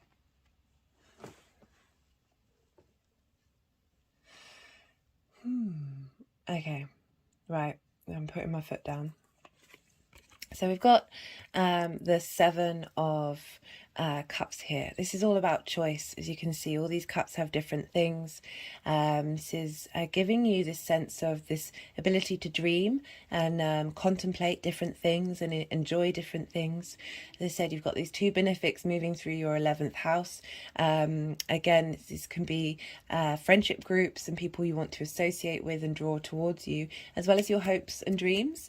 This ability to contemplate what it is that you need and what it is that you want. But there's a sense of freedom, of dreaminess that's coming through here, helping bring just the idea of holding space for multiple things. I'm not surprised, Gemini, your capacity to do the many things is vast. Often recommend to Gemini energy to rather than do 7 things, do 3. But there's a pleasure here. There's a sense of I'm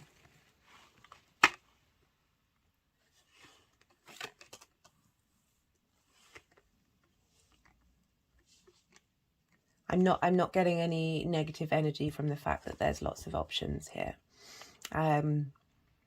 And I like how we've got the 7 of Cups with the 7 of Pentacles coming up. So the first aspect that Venus is one of the first aspects the first aspect for the cards, sorry, I've been doing this for a while.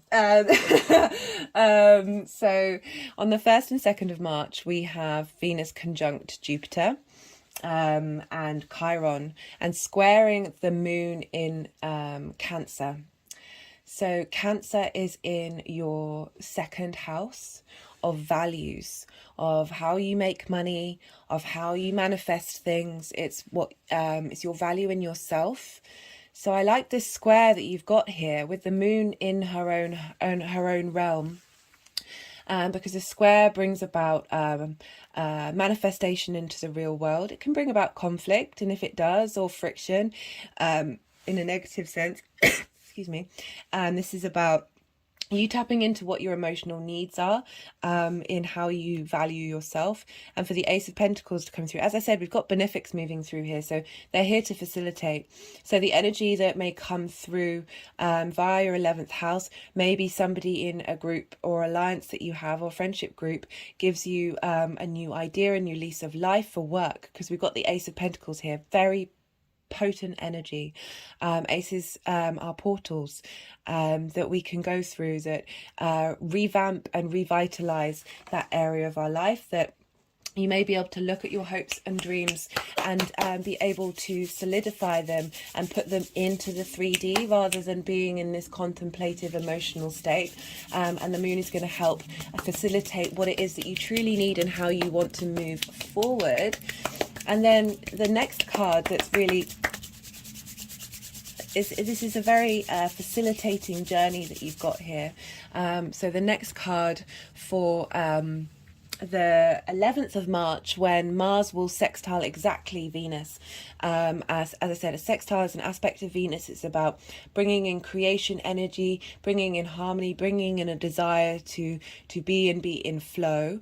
And so you've got this 12th house energy, your 1st house energy with Mars, yourself being able to cultivate those dreams, cultivate what you've planted, cultivate that space. The harvest isn't coming quite in yet, but really you're laying down the groundwork for stability in the future. I really like that energy for you, Gemini. And then for when Venus, on the last day of her transit through Aries, on the 16th of March, she'll be at 29 degrees, and she'll be squaring Pluto at 29 degrees in Capricorn. And you have Capricorn in your 8th house, which is shared resources, the outside world's resources. It's about giving and taking. This can be time, ideas, money, possessions, things, can be linked into inheritance, 3D inheritance or cosmic inheritance. It's also a place of transformation. And I love that we've got the full energy coming through. So this square aspect is, as I said, bringing things into manifestation, bringing things into reality, and bringing some harmony with this intensity of Pluto, this deep transformational energy. It's about to move into your 9th house at the end of March. So it's really sort of highlighting that you're starting a new journey in your 9th house of how you look at the world, but you're going to be interacting with the resources of the outside world, receiving some benefit from there, and to be able to get into this full space of really enjoying everything for the sake of it, for the sake of what it is, and not putting connotations of good or bad, but just experiencing the human condition and the human journey for the absolute pleasure. There's such energy and vitality with the Fool, and being able to set out on that journey with what you've planted and what you've been cultivating, and getting help and assistance, both from the outside world and from your groups and the community that you want to interact with. The final card that we've got for how these energies are going to manifest moving forward is the Sun. This is one of the most positive cards in the deck. This is all about self, a light shining on you, a sense of cultivation of who you are and where you're going and what you're doing. There's a real directness with the Sun. It's as I said, cultivating your personality and character, but really being able to be seen, seeing yourself and being seen by others. There's a real being true to yourself is really important to get to this space, and really honoring who you are and the beauty of who you are. We are all unique aspects of the divine in human incarnation. Have confidence in that. Have confidence in who you are, and try and be as. And this is saying, when you step out on this journey, you're heading to a space where you can be truly your authentic self. But as I said, really be true to your principles and true to what it is that you care about.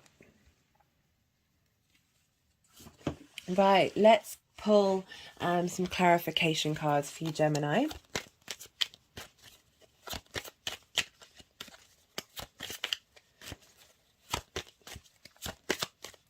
Yeah, there's a real sense of being seen and being valued with the Sun. And that value is also self-value.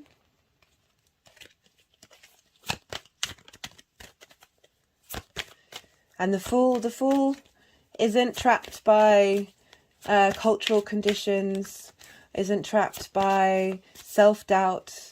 The Fool is charging ahead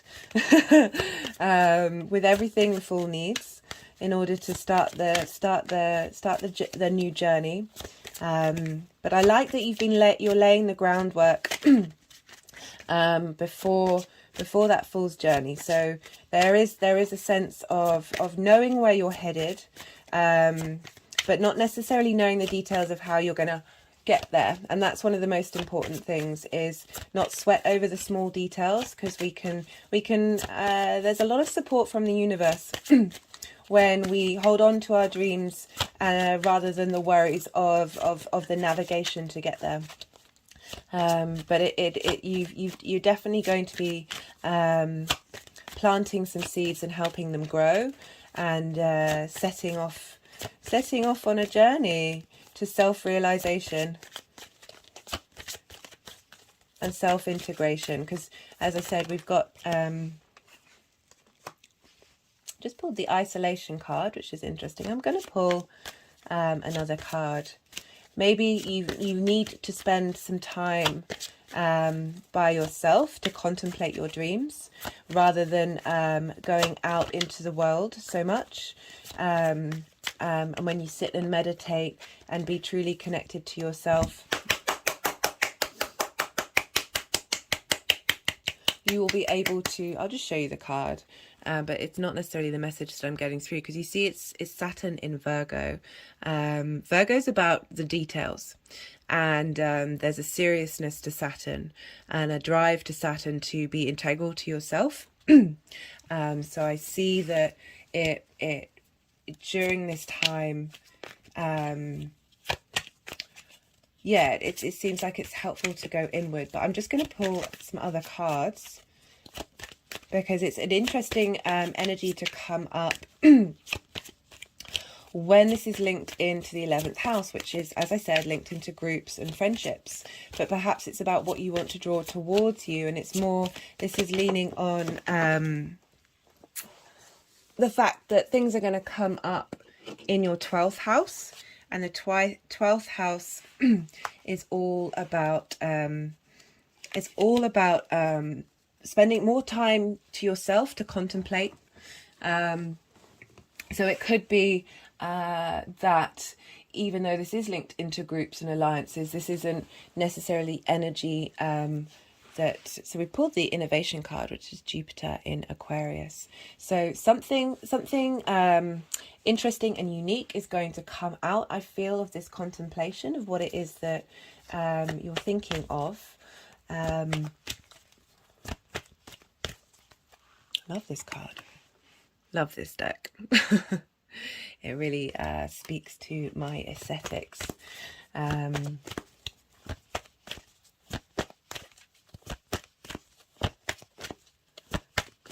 Yeah, this is an interesting one with patience, right? So that's really honing in on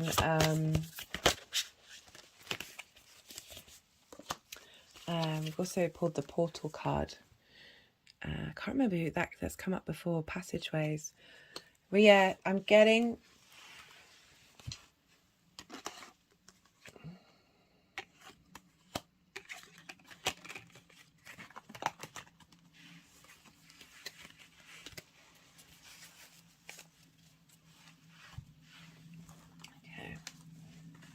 see. If you can see, you can't see that. Let's move this out of the way, shall we? So you can get a proper look at what they're doing, what messages they're wanting to put through.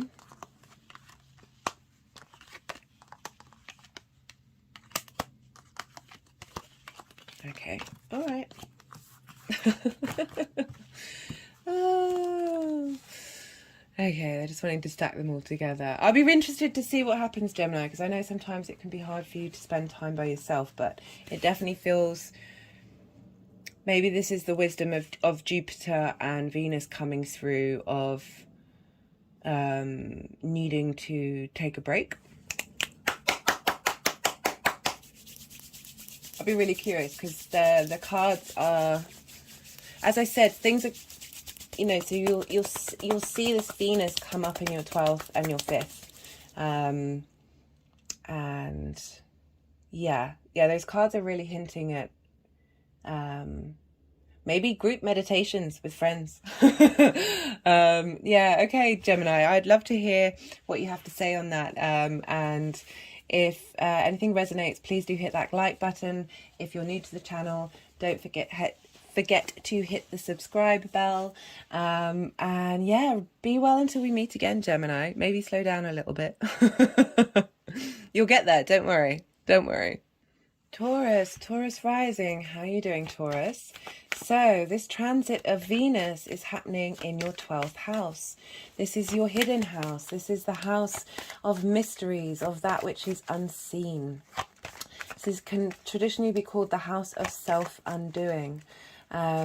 You've had Jupiter move here through a while, you've had Chiron here for a while, and now you've got Venus, you've got the two benefics moving through here. This is the house of the concepts of how we think we are, and some of those concepts might be hidden. Some of them might be past traumas that are part of our programming and part of the way that we operate. This also could be parts of who we are, that are connected to the magic and the mystery of the universe.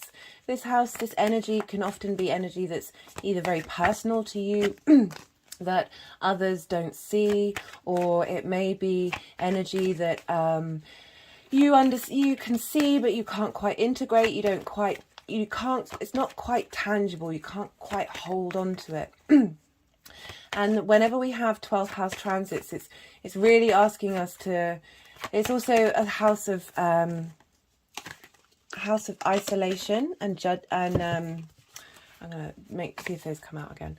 A house of isolation and grief. It's usually because we spend time during these transits contemplating ourselves, unraveling ourselves, unpacking ourselves, realizing that we are both everything and nothing all at once, and how. When we do that, when we move through that sense of self that we may so firmly hold on to, that once we realise that that is no longer anymore because we've grown and we've evolved, then there is that grief space of letting go of that past version of yourself and integrating it into you. The more we do 12th house stuff, the more it helps us move on to the next cycle. If you've watched my channel before, I'm big into integration. I think it's one of the most important practices we can do to not only help ourselves get in balance and flow with our true authenticity, but to help the collective consciousness to provide space and hold space for that ability to understand that we are both the individual and the all at the same time. So you've got two benefics going through the 12th house. This means that things might feel a little easier. This difficult house, this house that can bring grief and pain and hurt because you're unraveling things that may have caused you grief and pain, and you don't want to look at them, but you've got to look at them. Well, you don't have to, but it helps. As someone who spent most of their life digging deep into the recesses of my mind. And so we have this really strong, powerful energy. Venus wants to come, and I feel she's very protective in Aries. She wants you to stand up for yourself and integrate yourself and be in harmony with your individual self, your autonomy. I just had an energetic release there. And as I said, they both Jupiter and Venus, they're not here to cause you conflict. They're not here to cause you isolation. They're not here to break everything down. They are here to facilitate the work that you're doing, facilitate that space for you, and bring a sense of ease to this. And because this is Aries energy, we look to where Mars is, because that will give another layer of understanding of what may come up during this transit for Venus. And so Mars is in Gemini, in your second house of your values. It's what you value. It could be ideas, passions, things. It is your house of resources. It's how you make money. It's how you manifest in this world. And so you've had Gemini moving through there. Mars moving through there with that long retrograde, and won't be moving out until the end of March. So we're still incorporating and learning the lessons of Mars in Gemini. And this is being facilitated with Venus and Jupiter and Chiron in Aries in a sextile aspect. Sextile is an aspect of Venus. Sorry, the energies just wanted to do a bit of energy work there. That's why there wasn't any cards coming out.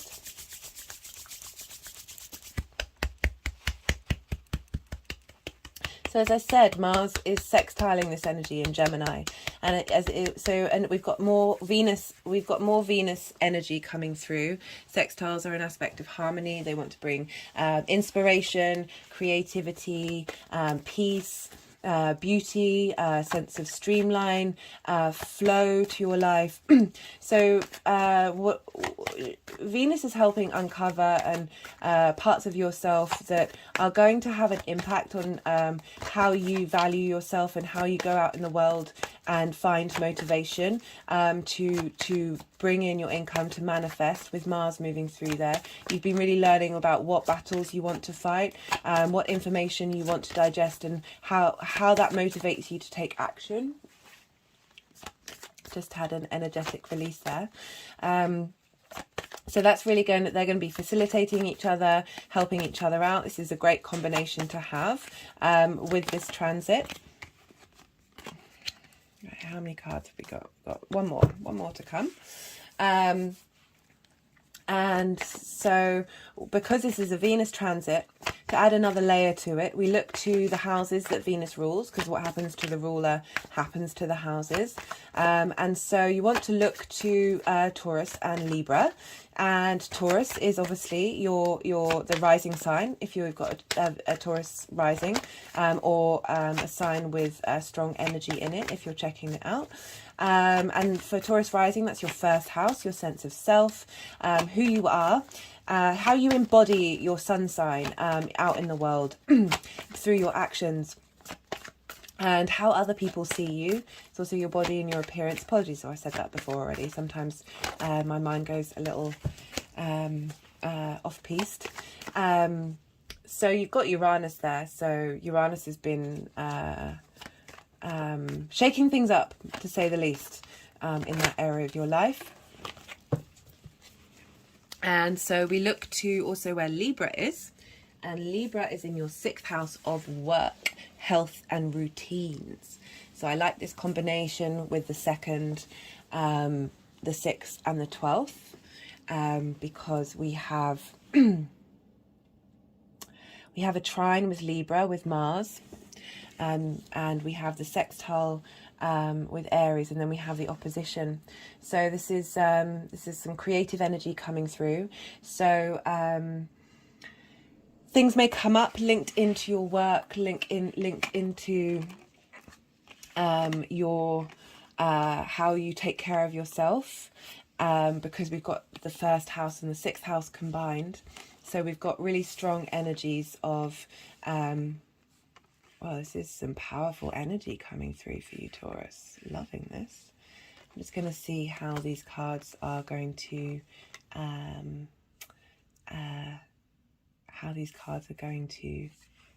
where they want to go, is what I'm trying to say, because they have had a habit of moving around. But where was I? I was talking about the 6th house. So because we've got all these benefics, what's going to come up is really going to, even so the main thing that I said in my introduction in part 1, do recommend it, is challenges and harmony, because we've got Venus in a Mars-based sign, and Mars likes a challenge and Venus likes harmony. So both of these things are going to arise, but what comes up is really going to have benefit for those areas of your life, because we have the two benefics meeting, and this doesn't happen very often. And it's happening in Aries, in the first fire sign. They're both starting a new cycle, and starting it together, right before we've got this big change with Saturn moving into Pisces and Pluto moving into Aquarius. So when Saturn moves into Pisces, Taurus, you're not going to have the square with Saturn anymore with your first house or your Taurus energy. It's going to move into a sextile energy, so that's going to be supportive also. But I'm going to do a main reading on Saturn moving into Pisces. So you've got some powerful cards here. You've got Temperance. You've got 2 Queens. You've got the 9 of Pentacles, and you've got the 7 of Wands. Sorry, 6 of Wands. Apologies. You see all these? No, you can't. Let's move that way.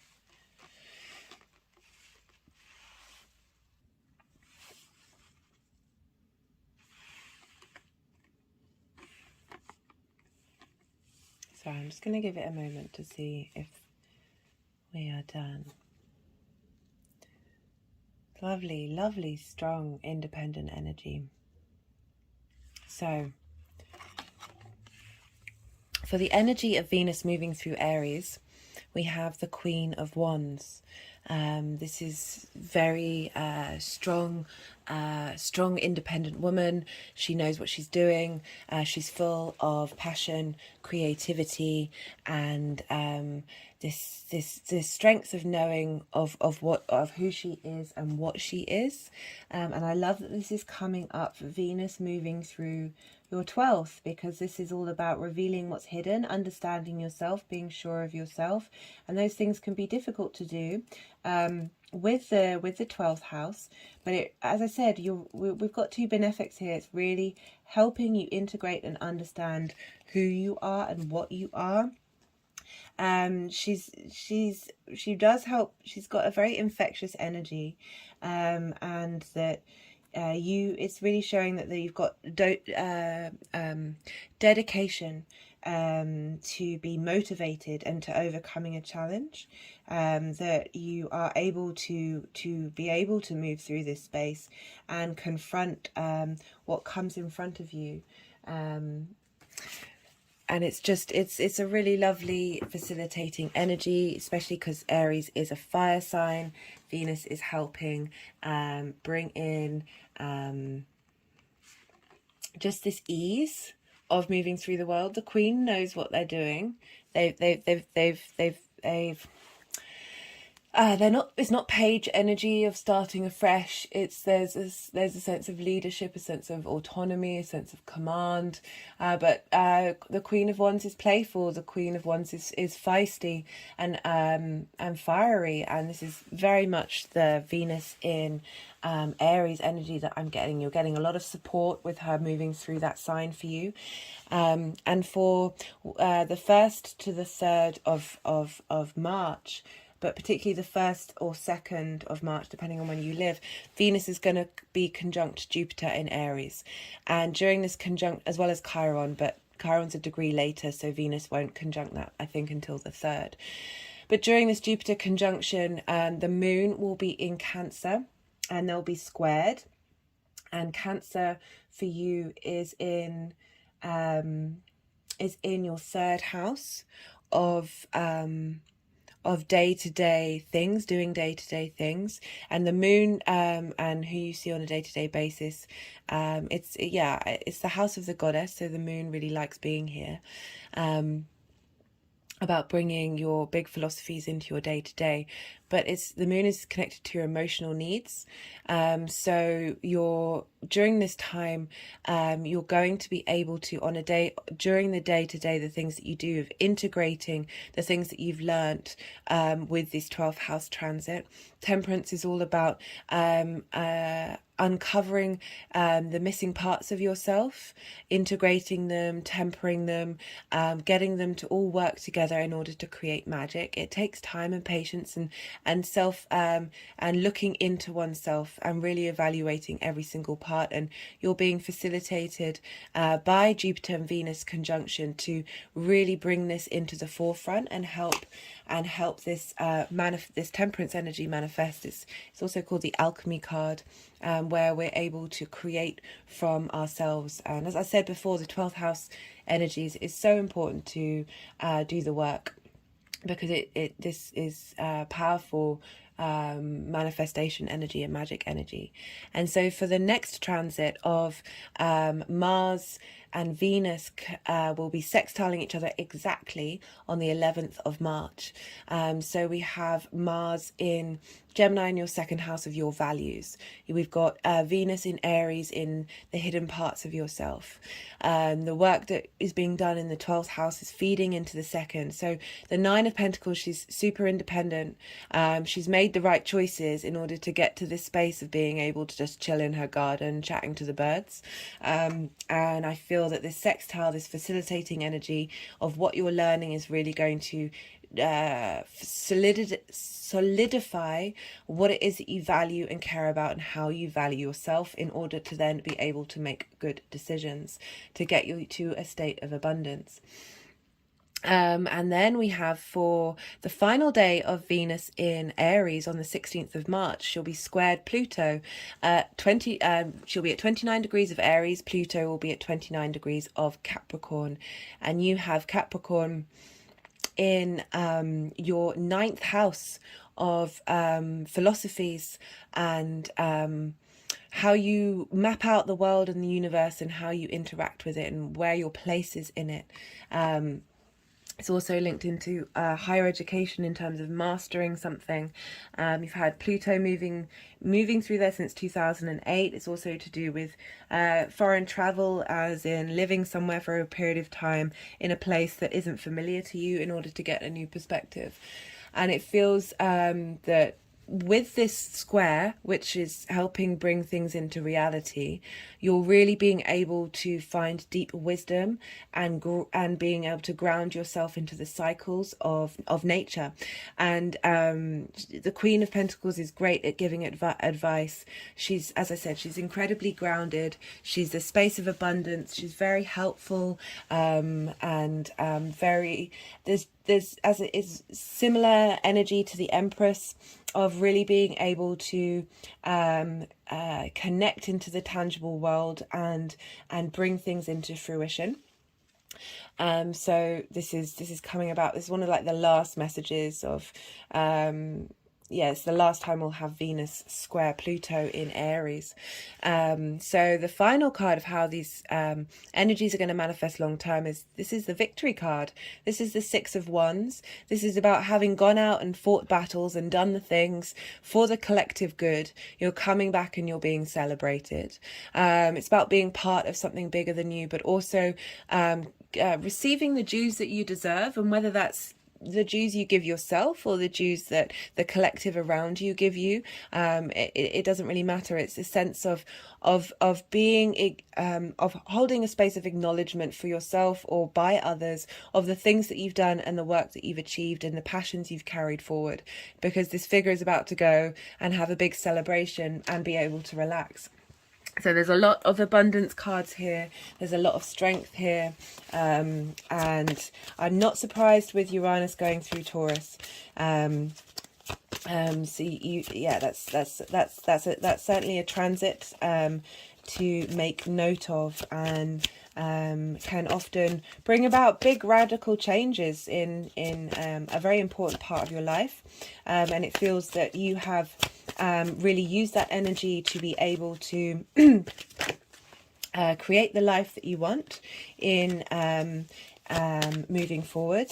In we've got a lot of pentacles, but we've also got a lot of wands, so a lot of bringing passions into the 3D world, and being able to get into harmony with yourself, get into a sense of knowing who you are, and being able to stand firm in your autonomy of that. And again, as I said, the Nine of Wands, the Nine of Pentacles makes good decisions for herself. The Queen of Pentacles is very good at sharing that information. I'm not saying the Nine of Pentacles energy doesn't share that information, but sometimes you've got to prioritize yourself in order to be able to get where you need to get. It doesn't mean neglecting others. It doesn't mean you're being selfish. It just means that you're giving from your saucer, not from your cup. So we've got the romance card. Very interesting, Taurus. Very interesting. Perhaps you are romancing yourself.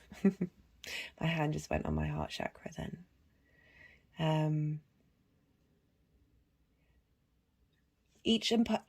Coming to understand that each part of you is your own beloved. This comes up quite a lot because I read in my collective lunation videos, I pull a card linked into the Sufi mystic Rumi and the poems, and the Sufi mystics are all about connecting to the divine as the beloved. And interacting with everyone as if they are their own beloved. But I really feel with this 12th house transit that this, and we've got Venus in Taurus here, which would be in your first house, Taurus rising, of self, of really coming to a space of true deep love for oneself.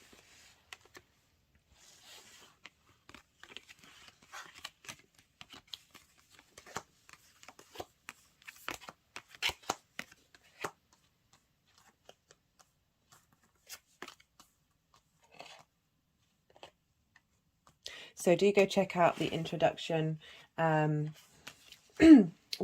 on part 1. So the Jaguar card just fell down, and I read out the description for that in part 1.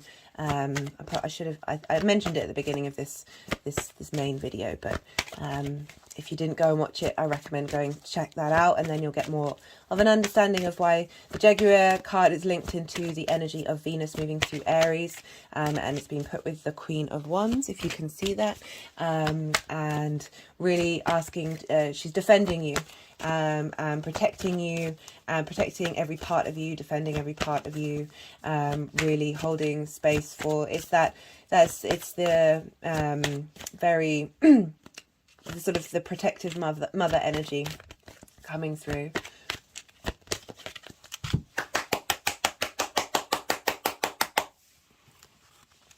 Okay, sometimes I want to do got the completion card.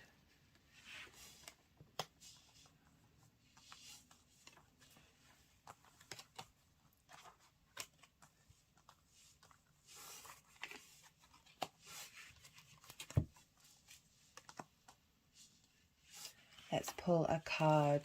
So it feels that this is completing a cycle, helping bring things. No, I take that back. This is about completion of self, bringing things into the whole. I mean, obviously, we're always constantly on that journey, but I really feel, Taurus, that you're turning a corner to help you level up and move to a different space where there's a lot of strength. There's a lot of strength coming around the corner, and a lot of ease. I feel there's an ease with the queens. You know, as I said, they've been around the block. They know what they're doing, and the Nine of Pentacles as well.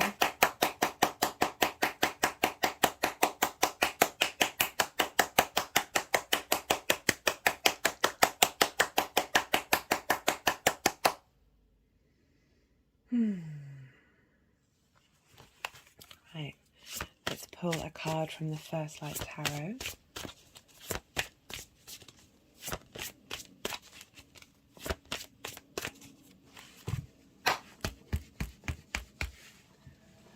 Whoa, okay, they just smacked my head. Not had that before. Why is this happening?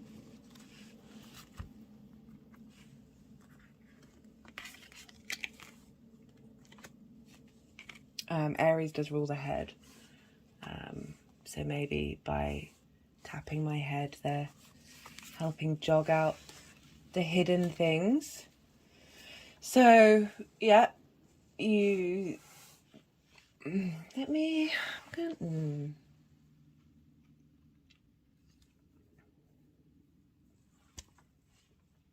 Just going to pull a clarification card, Taurus, for what is this of why is this happening? I can understand the message. I get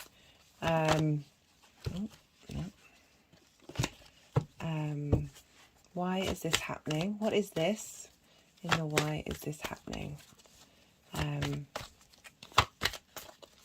I can understand.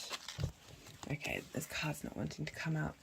So we have this completion energy, this integration of self.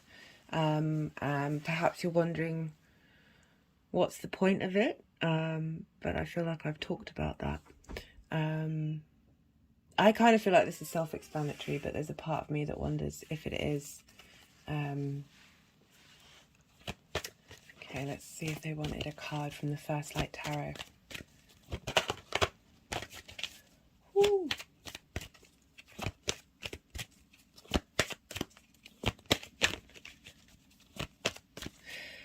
Because with the why is this happening, it's kind of making me thinking, what's happened in your life that's making you question this, that making you not know what's going on.